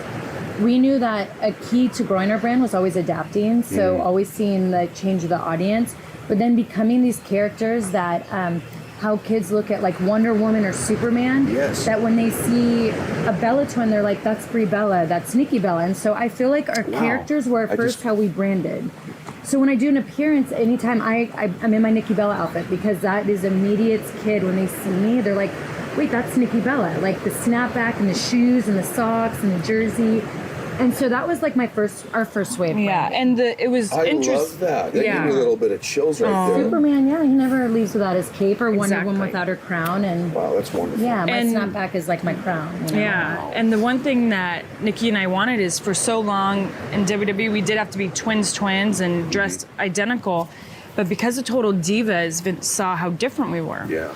And he was like, you guys, we go, now Total Divas really showcasing that I'm more earthy and Nicole's more glam. Can we bring that to the ring? And he was very open to it. And we were lucky that Total Divas was so successful, in the first season. And so the minute we did that and we branded ourselves like, not only are we the Bella twins, but Brie is this way and Nikki's this way, I felt like it made a bigger connection with the audience and our fans. Because they got to know who we were. Instead of just these two girls that did everything identical. I mean, they make us talk identical backstage. It was like the worst. Oh, really? Okay. And we were grateful for those times. But so that was definitely our first way of branding. And then it was just Brie and I really listening to our fans. So the Bella Army was created. So when we started to look at that, here we were like, okay, these are Nikki and Brie, these characters, and now they have this army. And that's a part of our brand. What makes our brand is the Bella Army. And so that started, so when we acknowledged the Bella Army, I was getting beat up on TV every week because this one got fired by the boss, storyline-wise. Okay. And they started calling me Fearless Nikki. The fans started calling me that. So I was like, you know what? That needs to be my name. So I went to WWE Shock and I was like, hey guys, who do I talk to about branding myself as Fearless Nikki? And they're like, oh wow, we never thought of someone having, their name. And I'm like, I want this because that's what my fans call me. So all of a sudden we made a logo and here's Fearless Nikki, and I thanked the fans and I kept them a part of it, which started to make the brand bigger. Then naturally this one gets buzzed on TV, on Total Divas, and I since high school have called it Brie Mode, or I should say college. So Brie Mode became a huge deal on the reality show. But then I noticed the WWE fans would chant it or say stuff, but I was like, I cared a lot about my younger audience. So I was like, with wrestling, how can I make Brie Mode stand out? Because the fans love it, but it means something to an adult and to a kid. So I would start screaming it before I do a missile drop kick or my big running knee. So I kind of started doing Brie Mode activated. All of a sudden I would fire up. So as a good guy, I'd get beat up. And then all of a sudden I'd start coming up. And then the minute I screamed Brie Mode, the crowd knew okay, you just hit the wrong button with Brie. And then I would do my comeback. And then it started meaning something to the little kids and meant that's when I get amped. But then to the mom, they come up and go, I was in Brie Mode last night and I'm feeling it. And that's brilliant. But honestly, that's brilliant how you did that. Because that would be difficult. When we came up with the shirt designs, at first they were thinking girly, and I go, no. It just needs to be unisex. She knew she would have two different type of customers. I knew I'd have the ones who wanted to wear it to get drunk, and then the ones who would wear it because they love my wrestling and would come. And so we made just the red with the big black letters, Brie Mode. And anyone can wear it, and it means something different. That's brilliant. By the way, I'm so stupid. I actually thought that storyline was true where you were fired. I was actually going to ask you about that. Oh, really? So it's believable anyway. They did. They did it very well. I had so much fun working with Stephanie. Oh, it was so awesome. That's so funny. So then we have that brand. Here we now have branded names, and we have our branded looks, and we have this amazing fandom, the Bella Army. And Brie and I wanted to continue to grow it. And since day one, we've wanted to break barriers as women in this company. Which you have. And Total Divas started to help give us that power of really breaking barriers because more women and little girls were coming to the shows to watch the Total Divas. So it started to give women more time on TV and a lot more people to appreciate women's wrestling. And then Triple H just took a huge investment in the women down at NXT. So with the power of Total Divas on the main roster and then the power of what the NXT women were doing, it was like women were just dominating. Yeah. And so to continue our brand, Brie and I always wanted our brand to have passion and meaning and to continue to grow it and adapt with it. And nothing was more perfect than being a part of this amazing women's revolution. And Brie and I truly have passion and just a big part of our hearts is to even now continue to help the women like break barriers, whether it's promoting them or giving them advice or just helping them to get to the next level, because there's still so much more we could do as women there. Oh yeah. But then that's how we came up with Birdie Bee. I love it. Is we're like, how can we branch off and still like have the Bella Twins brand and have these branded superheroes, Yes. but then also continue to reach women in a different way and empower them. And so we were sitting on a plane and we were like, okay, so how can we do this without taking bumps? Because we're going to hit a certain age and we're not going to be able to be in that ring as much. Right. Or the little kids might not think we're that cool, but everyone thinks Superman's still cool. So I don't know, maybe they'll still think we're cool and Wonder Woman. But we came up with Birdie Bee, and what was crazy was we were just like looking online about stuff. And Well, because at first I said, I don't want to make just any type of product. Right. I want That's what- something that's in need, because I am hippie and I get anxiety when I see so much stuff out there. we were so impressed by Tom's. Yeah, but I was kind of like, why don't we get into feminine hygiene? Because everyone needs feminine hygiene. Well, women need feminine hygiene. Yes. Right. Well, women. Right. Yeah, I'm like, everyone. Wow. And then I mean, maybe I Nicole- need it, but yeah. And then Nicole was kind of like, well, we could create a whole big brand around it. Like a community. Like it doesn't have to just be those products. And then we started doing some research on the plane. I was like, well, what's kind of in need? Because you feel like everything, all the markets are like just oversaturated. Like everywhere, there's stuff everywhere, right? But I really was like, not a lot of people are doing like panties where it's like healthy for you. And I'm like, there's nothing direct at the time when we had this idea. There was nothing really then directed towards working out. That this is the right fabric I should wear working out, or I should wear during the day, or do I wear panties at night? So I started to research what doctors were saying. And I was like, Brie, did you know that we were supposed to be doing this and that? I'm like, how am I think we're 31 at the time. I'm like, how am I 31 years old and I'm just learning about all this? And with the rise of all the different, like cervical cancer and breast cancer, Nicole and I were like, is it because the fabrics closest to your body are so cheaply made that we don't realize it? So her and I really like started investigating so much. And Birdie Bee's Birds and the Bees. That's how we just like smushed it together. It's brilliant. And by the way, for the men who do this is a brand, like I already just did this. So this is a brand men should be engaged with on behalf of their women and behalf of their daughters too, right? We should be consuming this too, because what I love about it is, and I want to say this to everybody, the reason I love you too is like, I love how your brand was acquired.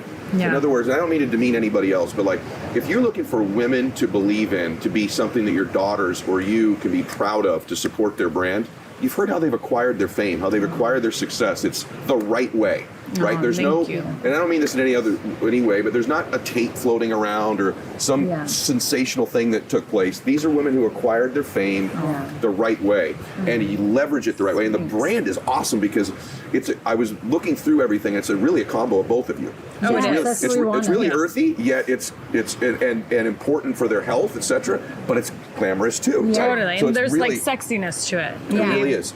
So it's important. It's really awesome, and I want to support this brand. I want the men that are watching this program to understand that the females in your life need to be engaged with them. And the ladies, this is obvious to you. This is something you can be proud of. It's healthy for you, and it's good for you. It's going to grow. It's just the beginning too. How do they find Birdie Bee though? Let's just make sure they know that. Go to birdiebee.com. Yes, birdiebee.com. Make sure y'all go there. And so I'm super impressed with the way y'all are branding yourselves. Like this is how you're supposed to do it. Getting into business for you started out with, like, you buy a camera on Craigslist or something, right? Is that how all of this starts? Every bit of it. Take us through that a little bit. So I went to school for business, and I had this idea of success. So to me, success was a business suit, high heels, corner office. And I used to tell people, gosh, someday I'm gonna have this corner office and my husband's not gonna work, and I'll come home and I'll kick off my high heels and I'll have dinner ready, which is so weird because it's not really like a common female vision. And so I get into corporate world and I hated it. And I was so disappointed that I hated it because where I'm from, you get a salary and benefits, like you've made it. Like that is making it. And I felt disappointed where I was like, I thought it would be better than this. And I think that follows you through everything. But at the time, I was planning my wedding with my college sweetheart, Drew, who's my husband. And I have always just loved pictures. Like pictures to me is just like, just brings you right back. And so I was like, I'm gonna buy this $300 camera and I'm gonna take pictures while we plan our wedding. And long story short, I just was passionate again. And I feel like the corporate world sucked so much from me. And it wasn't a bad company or it was just not for me. I didn't like climbing a ladder that I didn't want to climb. I didn't want people telling me what the next level was if I didn't want it. And I think I saw people glorifying busy. Yeah. And that was it. And so it all started from a camera. Amazing. And that went into like wedding photography and all that. One thing I noticed about your Instagram page, and everybody you should check out, what is your Instagram, by the way? It's Jenna Kutcher. Okay, it's easy. Yeah. And you should check it out because for men and women, particularly women, it's beautifully done. Thank you. It looks beautiful when you look at it. Yeah. Is that conscious on your part? Oh, so conscious. And from what sense? So branding to me has always been just so fascinating. Yeah. I mean, I analyze logos and typefaces and colors, and like if I had any other job, like even I was walking in your house and I'm like, that arched window. Yeah, you do. You probably walk by that a million times a day and never pay attention to it. And I pay attention to all of that. And so being a photographer, the like editorial side of things to me is so important. And I want to draw people in because it's pretty, but I want them to stay because I'm talking about something. So for me, I'm analyzing all these little details. I was like, I want to give Ed feedback on his brand. You should. Because to me, you can attract and repel. And a lot of times we just do things because that's how we've always done them. But for me, everything is intentional. What would you give me feedback on? Oh, you want to know? Well, why not? Let's everybody hear it. I want to hear it. So when I look up Ed Mylett online, and I understand that it's part of the vision and the messaging is you're selling a lifestyle. Yeah. But you know what's so different is like, you should be selling your heart. Thank you. And the way that you show up, the reason why you have the following you do, the listeners you do, is because of your heart. And so I think it gets lost in the lifestyle. And for so many people, if I watch a demo reel and there's your jet and this home and all of that, I can't relate. Yeah. I still can't relate to this day. I mean, we live in this little suburbia place in a home that we're so blessed to own, but a lot of people that follow you, they just want to make another $1,000. Yeah. They just want 10 hours back with their children. And so a lot of times when you level up, and I'm feeling this right now, I'm feeling this in my life, is like, you feel this need for importance and more and showing these things. I mean, I'm wearing like Target today. You know, I'm like, oh gosh, like is Ed's wife gonna have designer, which she doesn't. No. But you feel this like next thing. And what I've realized, and I think what the secret is, and we'll talk about this, I'm sure, is that we need to paint the possibility that our people can understand. Wow. You know? Yeah. And so we're painting the possibility that our peers get. They're there. Yeah. And so sometimes it's like we have to go backwards. And I really felt that a lot when I went from 6 figures to 7 figures. Yep. So you're, by the way, I want to first thank you for that. Yeah. And you're the second person. I told you I'm maybe going to be with an agent now. Yeah. And identical feedback. She goes, I was surprised when I met you. You're like nothing like your brand. And I went, well, then that's a problem with my brand. So I think probably I had an initial brand in the beginning. Yeah. And then I've made all this content and I just sort of assume everybody knows that's who I am. Yeah. And I've not sort of altered the jet house muscle thing. I'll help you. I love you know what this I mean? So thank you for that. And that is really critical because you've done that. This woman's become a self-made millionaire.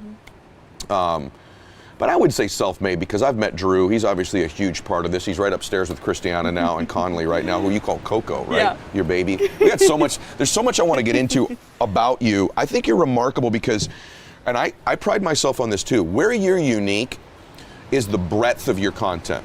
Jenna's content goes everywhere from how to start a business for $5,000 to how to make your Instagram page go right to mother stuff to lifestyle. I mean, it's amazing and it's so good. Like your content is so good. So I want to give the gift to people today of a little bit of it. So you go from $0 to $1 million a year plus an income and all this stuff. How'd you do this? I mean, that's a broad question, but how did you become you? Most people listening to this would like to grow their following and influence somehow. Yeah. How'd you do it, and what would you tell them to start with in doing it? So my first thing is if you have a follower, you have influence. So I hate the term influencer. When anyone uses it, I'm like, we are all influencers. My gosh, if you're waiting to start your message till you have 10,000 followers, your message should be started now. Somebody the other day scrolled all the way back to the beginning of my feed. Yeah. It is hilarious. Really? But I've never deleted a thing because I want people to see the transformation, but I also want them to see that 8 years ago, I was talking about the same things I'm talking about today. How this all happened is because, and I think that you can relate to this, is I put it all out there. I mean, I talk about cellulite, I talk about wrinkles. I talk about this stuff because we're all thinking it. And I think it started as a coping mechanism because I was afraid that people would call me out for it. So if I say it first, it doesn't hurt as bad. Wow. If I say, look, I see my cellulite there, or I see those extra pounds, you can't say that and hurt me. But what it's become is a true celebration. Like, I feel better today in my skin, in my business, in my body, in my life, because now I own it and like it's me. It's I trust that. But I think over the years I've just shared it all. Was this intentional? Because you have this ability to monetize in your business, and I don't feel like you're monetizing. Yeah. So I know this is sort of an inside baseball type thing here, but is that intentional of you? Did you start out, I'm on Instagram, I'm going to profit from this? No. Or it started out in this mode and then just sort of over time turned into a business that you're running? So I heard 2 years ago that the average millionaire has 7 revenue streams, and I made 8. Every piece of my world is so intentional, but I never approached things because of that. Okay. What I think my gift is that if I care about something enough to sell it to someone, I'm going to tell it like I would tell a friend. The way that I write, the way that I share emails, the way that I pitch anything to is who really needs this? And how do I communicate that? Because I'm doing a disservice if I'm not actually getting through. I'll jump on Instagram Live and put on my makeup and talk to people about something I'm selling. But it's because I care. Like, if this is for you, I don't want you to miss this. I genuinely care about that. And so, I mean, it's all intentional, but not every post is for every person. Not every selling point is to make a sale on every one. It's just to make sure that I hit the right people with the right message. What about someone listening to this, and so they're not on the Real Housewives, but now social media is an individual's reality show if they choose it to be. And for me, I was a successful entrepreneur way before social media, but I feel like business lately is no longer who you know, but it's more who knows you. A lot of it is who knows you. And for me, unbelievable of opportunities have come my way because I decided to get, you use the word attention and intention in the book, but I've intentionally paid my attention to expanding call it my notoriety, my expansion of people hearing about me. It makes all my businesses operate much easier. Do you via agree? what? Yeah, but via what? Are you because a publicist or all social media, and are you spending money on it? And Yeah, my Instagram's got, I've got 2.5 million followers on Instagram. I've got 10 million total. My podcast is a top 5 podcast, but in 7 years ago, I literally had no accounts. I didn't. Wow, that's crazy. And so did you spend a lot of money on that or not as much as I was thinking? None. Like I had, my son was my guy, but but what I did is I think there's a few ways to get big on social. One's to be entertaining, and another way is to be valuable.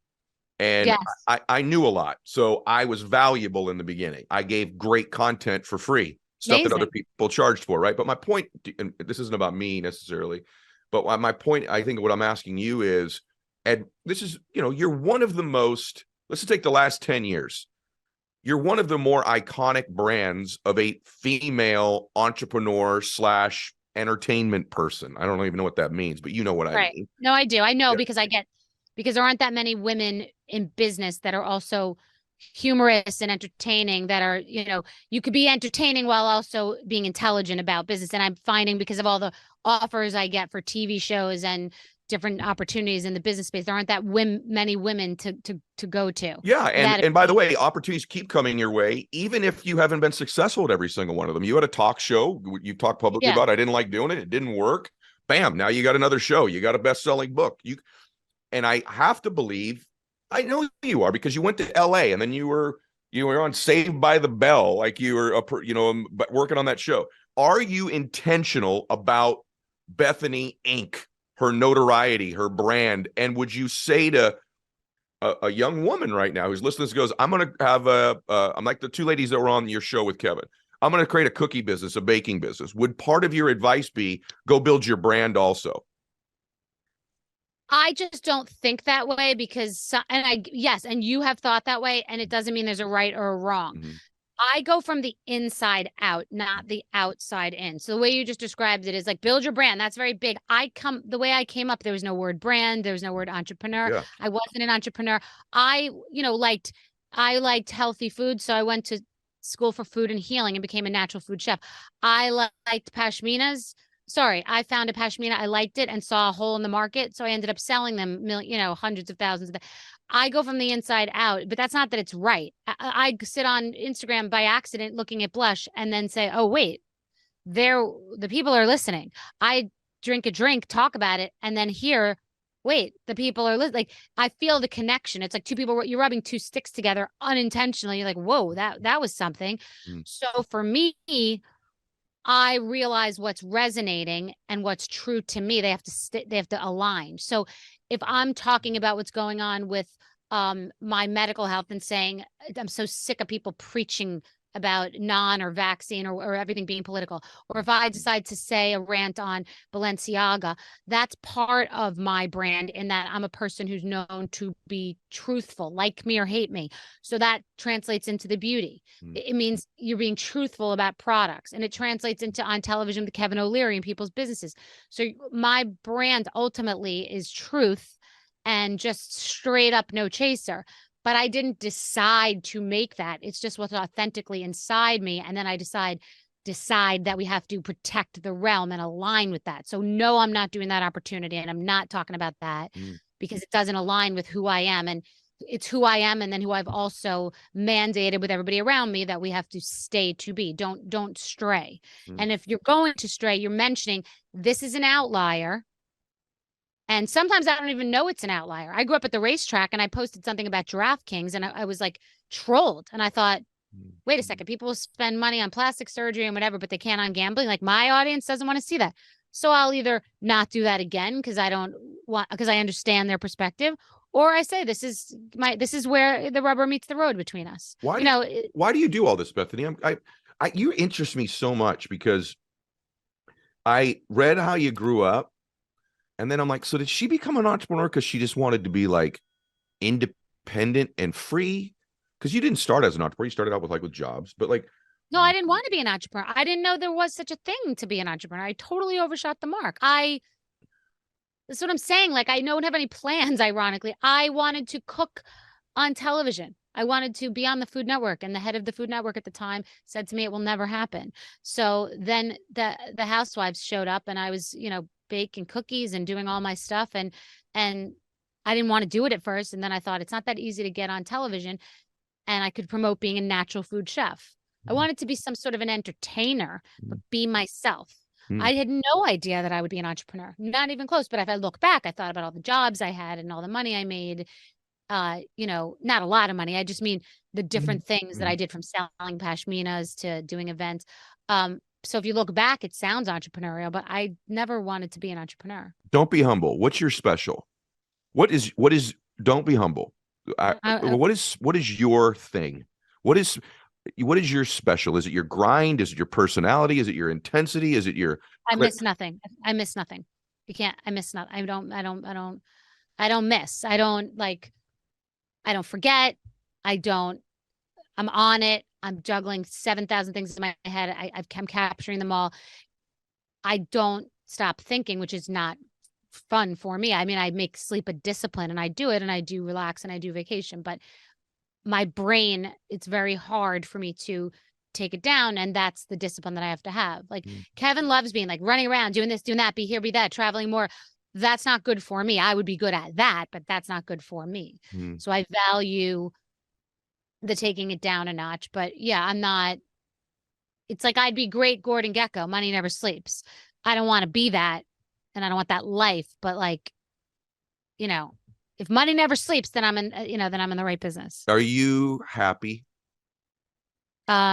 Yeah, I think peace is happiness, and I'm very at peace right now. Yes, I am happy. So it's been, I asked this to Has anyone ever said to you, no, I'm not happy when you've asked that question? They've hesitated. Yeah, they've hesitated. And I've had some people, I mean, even if you asked me that, it would depend on the week you asked me. And I have a blessed life. I've got beautiful children. I've been married to a girl I went to high school with. I've got hundreds of millions of dollars.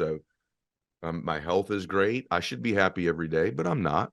And I get asked often if it was worth it. Like, I wasn't in clubs. I didn't travel a lot. I sacrificed a lot of things to probably even my health to some extent. I'm not saying you have to do those things to win. In fact, I now know you don't have to. Mm-hmm.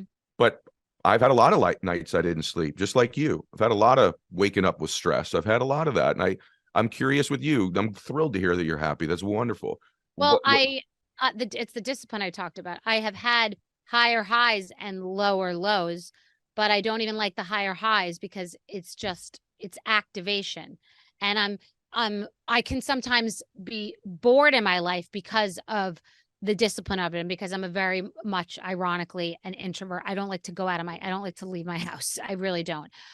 Unless have to be somewhere. I don't just like go out to lunch or just like walk around dressed up in the day. It's just not who I am.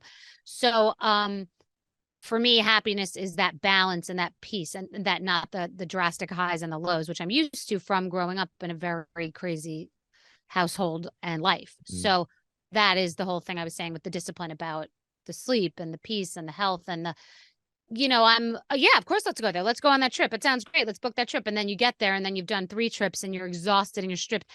I'm trying to avoid that overall in my whole life, the roller coaster. Do you have a ton of confidence? And if you do, how'd you build it? I do have a ton of confidence. Yeah, I see that. Not arrogance. They're not the same. I'm not arrogant. I'm confident. And I don't know.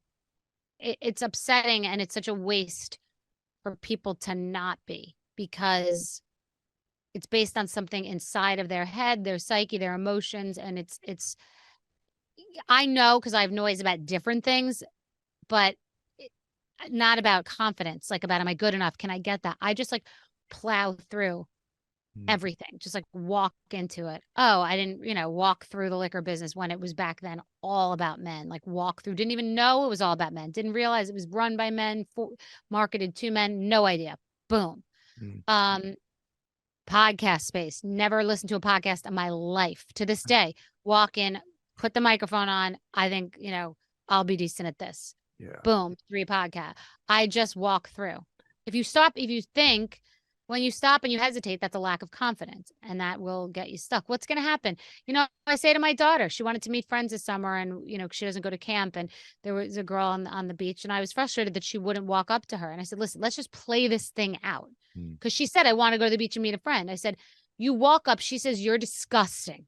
I never want to see you again. I don't want you to ever come up to me. I hope I never run into you again. She says that. You didn't know her. You lost nothing. You never see her again. You don't know who, like, there's nothing. You don't walk up, but what happens if she wants to be your best friend and she's the best friend for the rest of your life? You didn't walk up to her. Definitely nothing's going to happen if you just sit and don't walk up to her. See, I love that. You have this thing. Why don't you talk about this for a minute? Because we're not going to have a lot of time left, but I just think you're so, I don't think you realize how profound some of the things are that you think and do. Like, you're like, yeah, of course I do. But that's not normal. That's why we're talking to each other. Right. And I don't think that, I love when people that have great things about them kind of aren't aware of it. And I think most times when you're really great at something, you're like, it's no big deal because it's something you already own. But you do have that. And you say some brilliant things in your book. Like, I just want to acknowledge you because, like, famous person, I'll crank out this book. No, it's a good book. Thank you. And there's one little nuance in the book that I'll say it my way, but then I want you to say it your way, which will be better, which is that, like, I'm a preparation freak. Like, I know a lot about you, right? I worked hard to get ready for this thing today. Which I appreciate, by the way, I had a very famous person recently interview and didn't know, like, the basic, like the most recent basic thing. Yeah. Like, literally was probably like, oh, how's it doing the Housewives? It's like, what? Hello. Where have you been?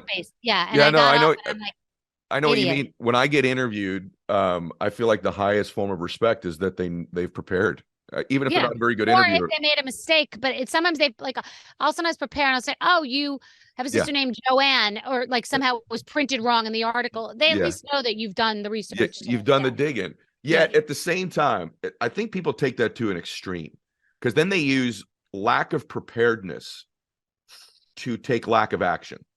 And in the book, you're kind of like, hey, trust the process a little bit, but also like, there's been almost nothing I've ever done that I won at I was completely prepared for. But I've been willing to step into the unknown and kind of have that internal confidence of, I'll figure it out when I get there. I'll figure it out when I get there. The businesses I built, podcasting, for example, literally when I set my social media up, I told my son to set me up. I swear to you on anything. I said, you need to get me one of these Instaface accounts. I literally didn't even know what they were. There isn't. Oh, got I didn't even know what I was talking about. Right, so, exactly. but just, I'm like, I'm willing to kind of get me in the room. Well, no, you know something's going on. That happened to me with TikTok before those two girls that have all the followers, Charlie D'Amelio and the other one. Yeah. I was saying to my social media person, I would be good on TikTok. I think that would be good. And she said, it's for 8 to 13-year-olds. Don't bother. And I always regretted not pushing that because it was a gut thing. Yeah. And Gary Vee is the one who told me at that time that was going to be the whole thing. I didn't even know what he's talking about. And, that's a lesson too, to not be like, oh, who cares? I don't know what that is. You got to investigate. But you don't need to be completely prepared. You're saying in your business life, like, have you known when you got into the liquor business, you didn't know everything? Did you even know where the buyer was going to come from? Did you have any idea where you're going to do packaging? I didn't know what. No. I literally was walking my dog from my studio apartment. I had this lawyer that was like literally he was a lawyer, but I don't know what kind. He probably was a veterinarian on the side too. He was a very inexpensive lawyer. It's all I could afford. And I was doing this deal with this guy. Now my deals are so complicated. The deal with the guy was like one day an agent wrote it up and a lawyer looked at it and he said to me, we have to talk. Do you want this to be licensing or equity? Yeah. I said, what? I don't know what that means. What do those two things mean? I love it. He said, licensing is you start getting money now.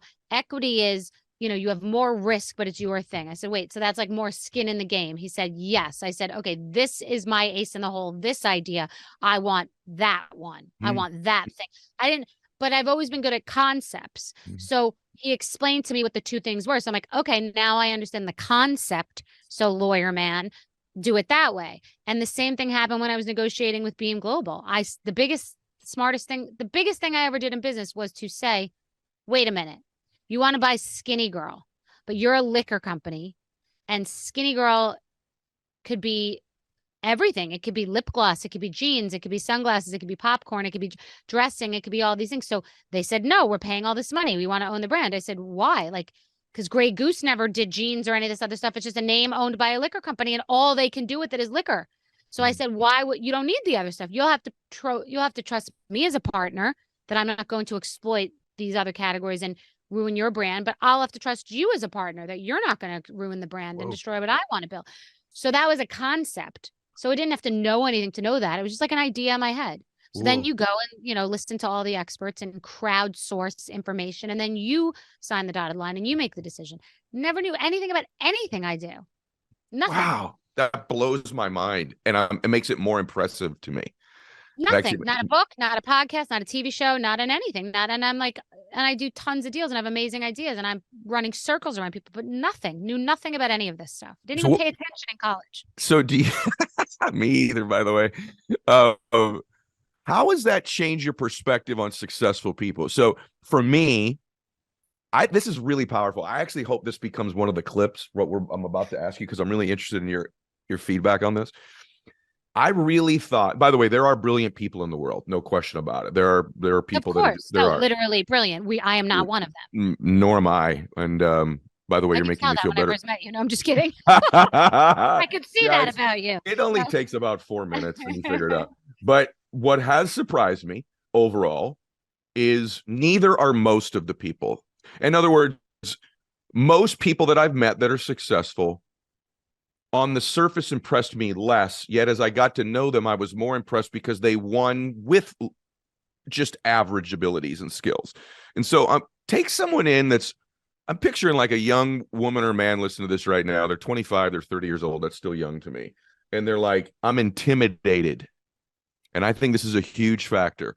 I'm intimidated to get into that room to make a deal. I'm intimidated, afraid to start a business, even have a conversation. I don't know anything either. These people are smart. I have found Mark's an exception. I think Mark actually is a brilliant dude. Cuban. You mentioned Cuban earlier.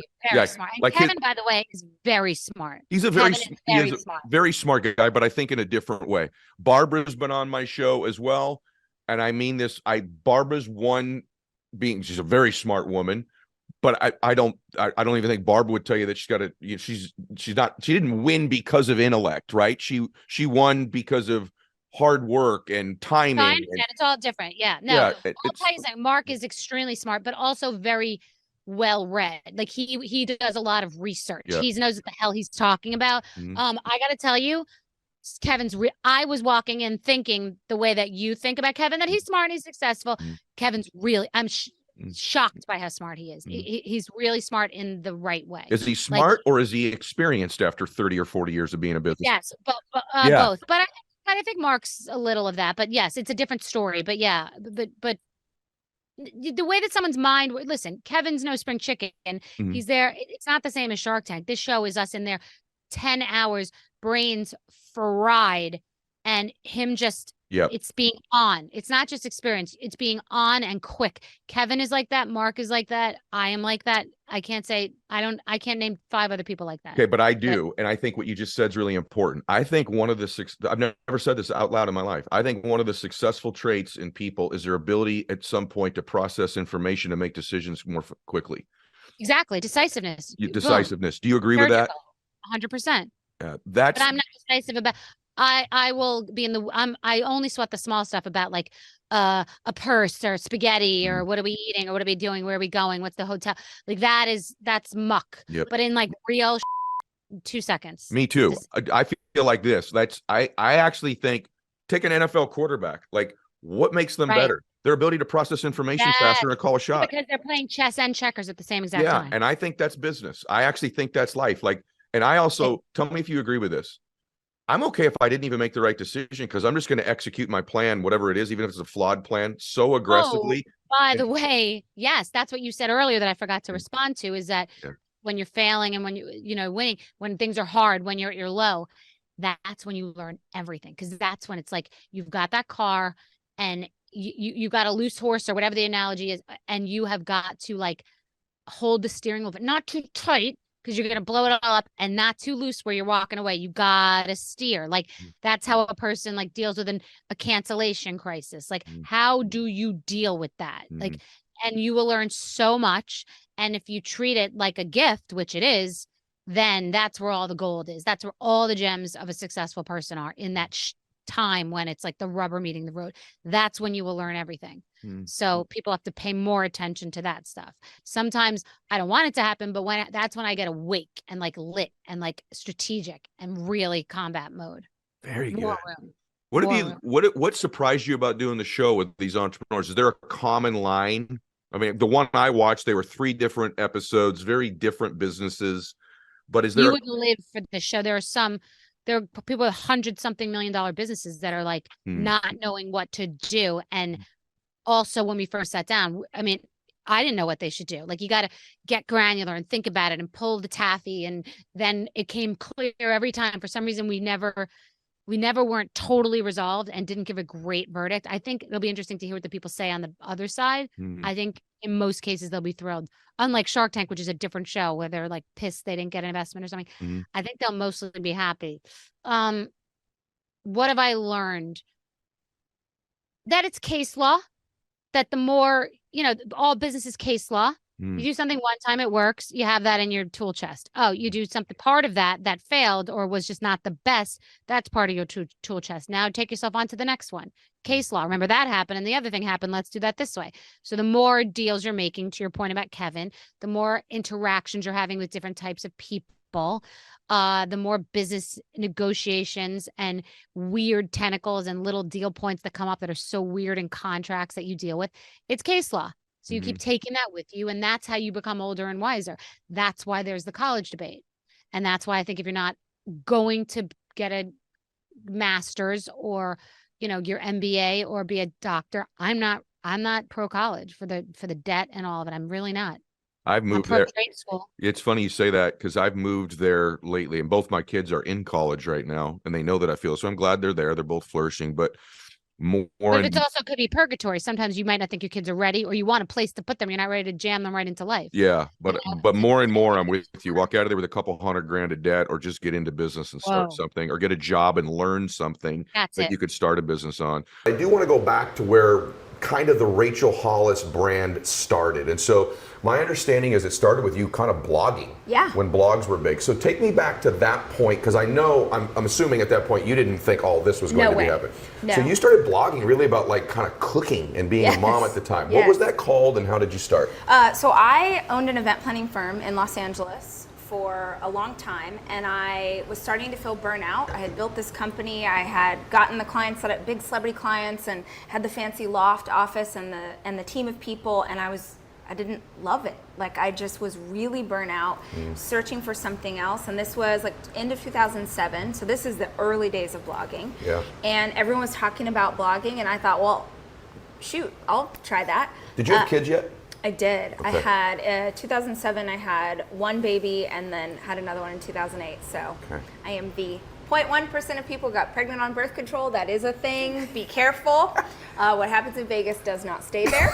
His name is Sawyer. He's 10. That's awesome. That's awesome. I started blogging, have little kids, just sort of trying to figure myself out. And it was the worst. Like, it was the worst blog you've ever read in your whole life. Didn't know how to take a picture, didn't know how to write, none of it.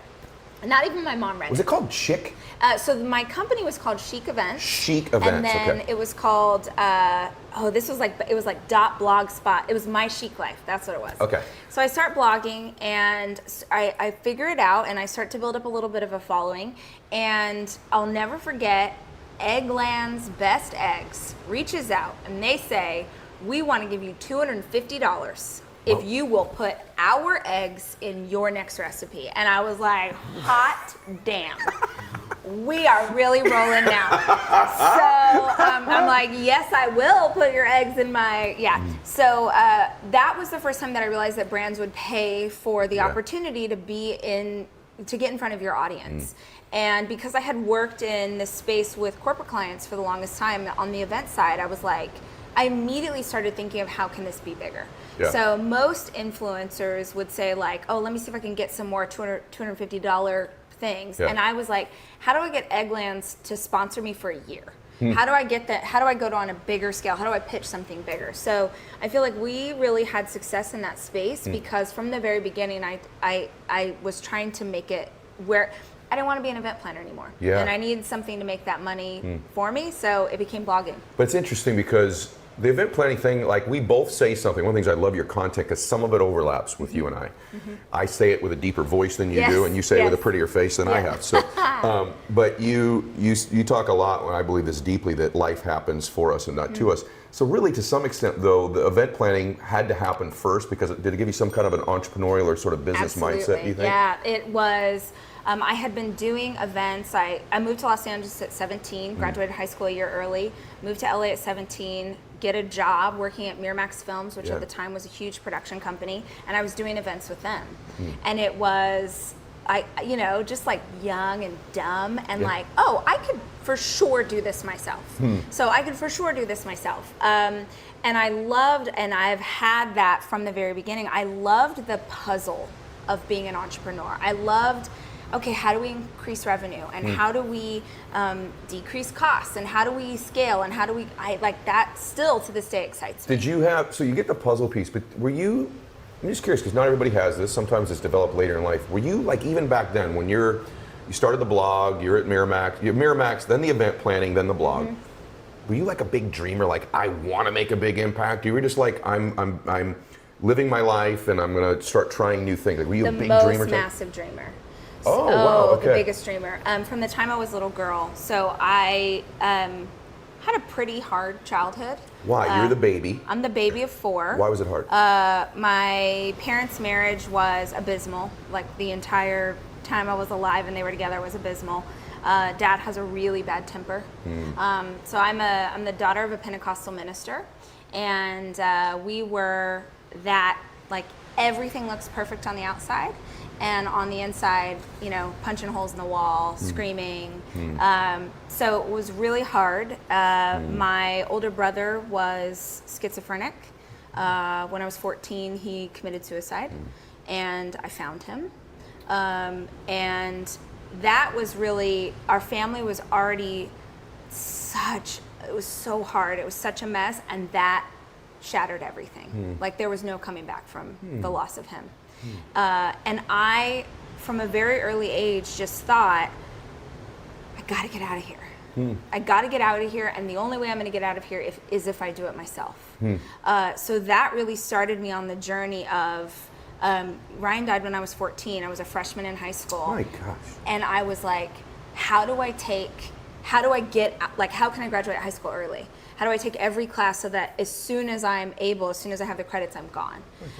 So I did. I graduated as a junior, and I moved to LA without, I couldn't even sign the lease on my apartment. And I just hustled. I worked 3 jobs. I shopped for groceries at the 99-cent store.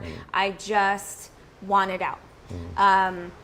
And so I was always, that, like, the dreaming, like that carrot of dangling in front of me, like, someday, like, my big someday was, someday you will be able to walk into Target and buy something there. Someday, like, the dreams that I had, like, the big exciting thing in my life was when I had enough money to go to Subway on a Friday night, and I would get a 6-inch sandwich and, like, Doritos, and I would feel like a queen. Like, it didn't, I just kept thinking, if you just work hard. And I think the reason I wanted to start my own company is because I felt like, just like with my childhood, I want to live or die by my own sword. I want to be like, if I fail, it's on me. But if I succeed, it's on me. Nobody else gets to decide my destiny.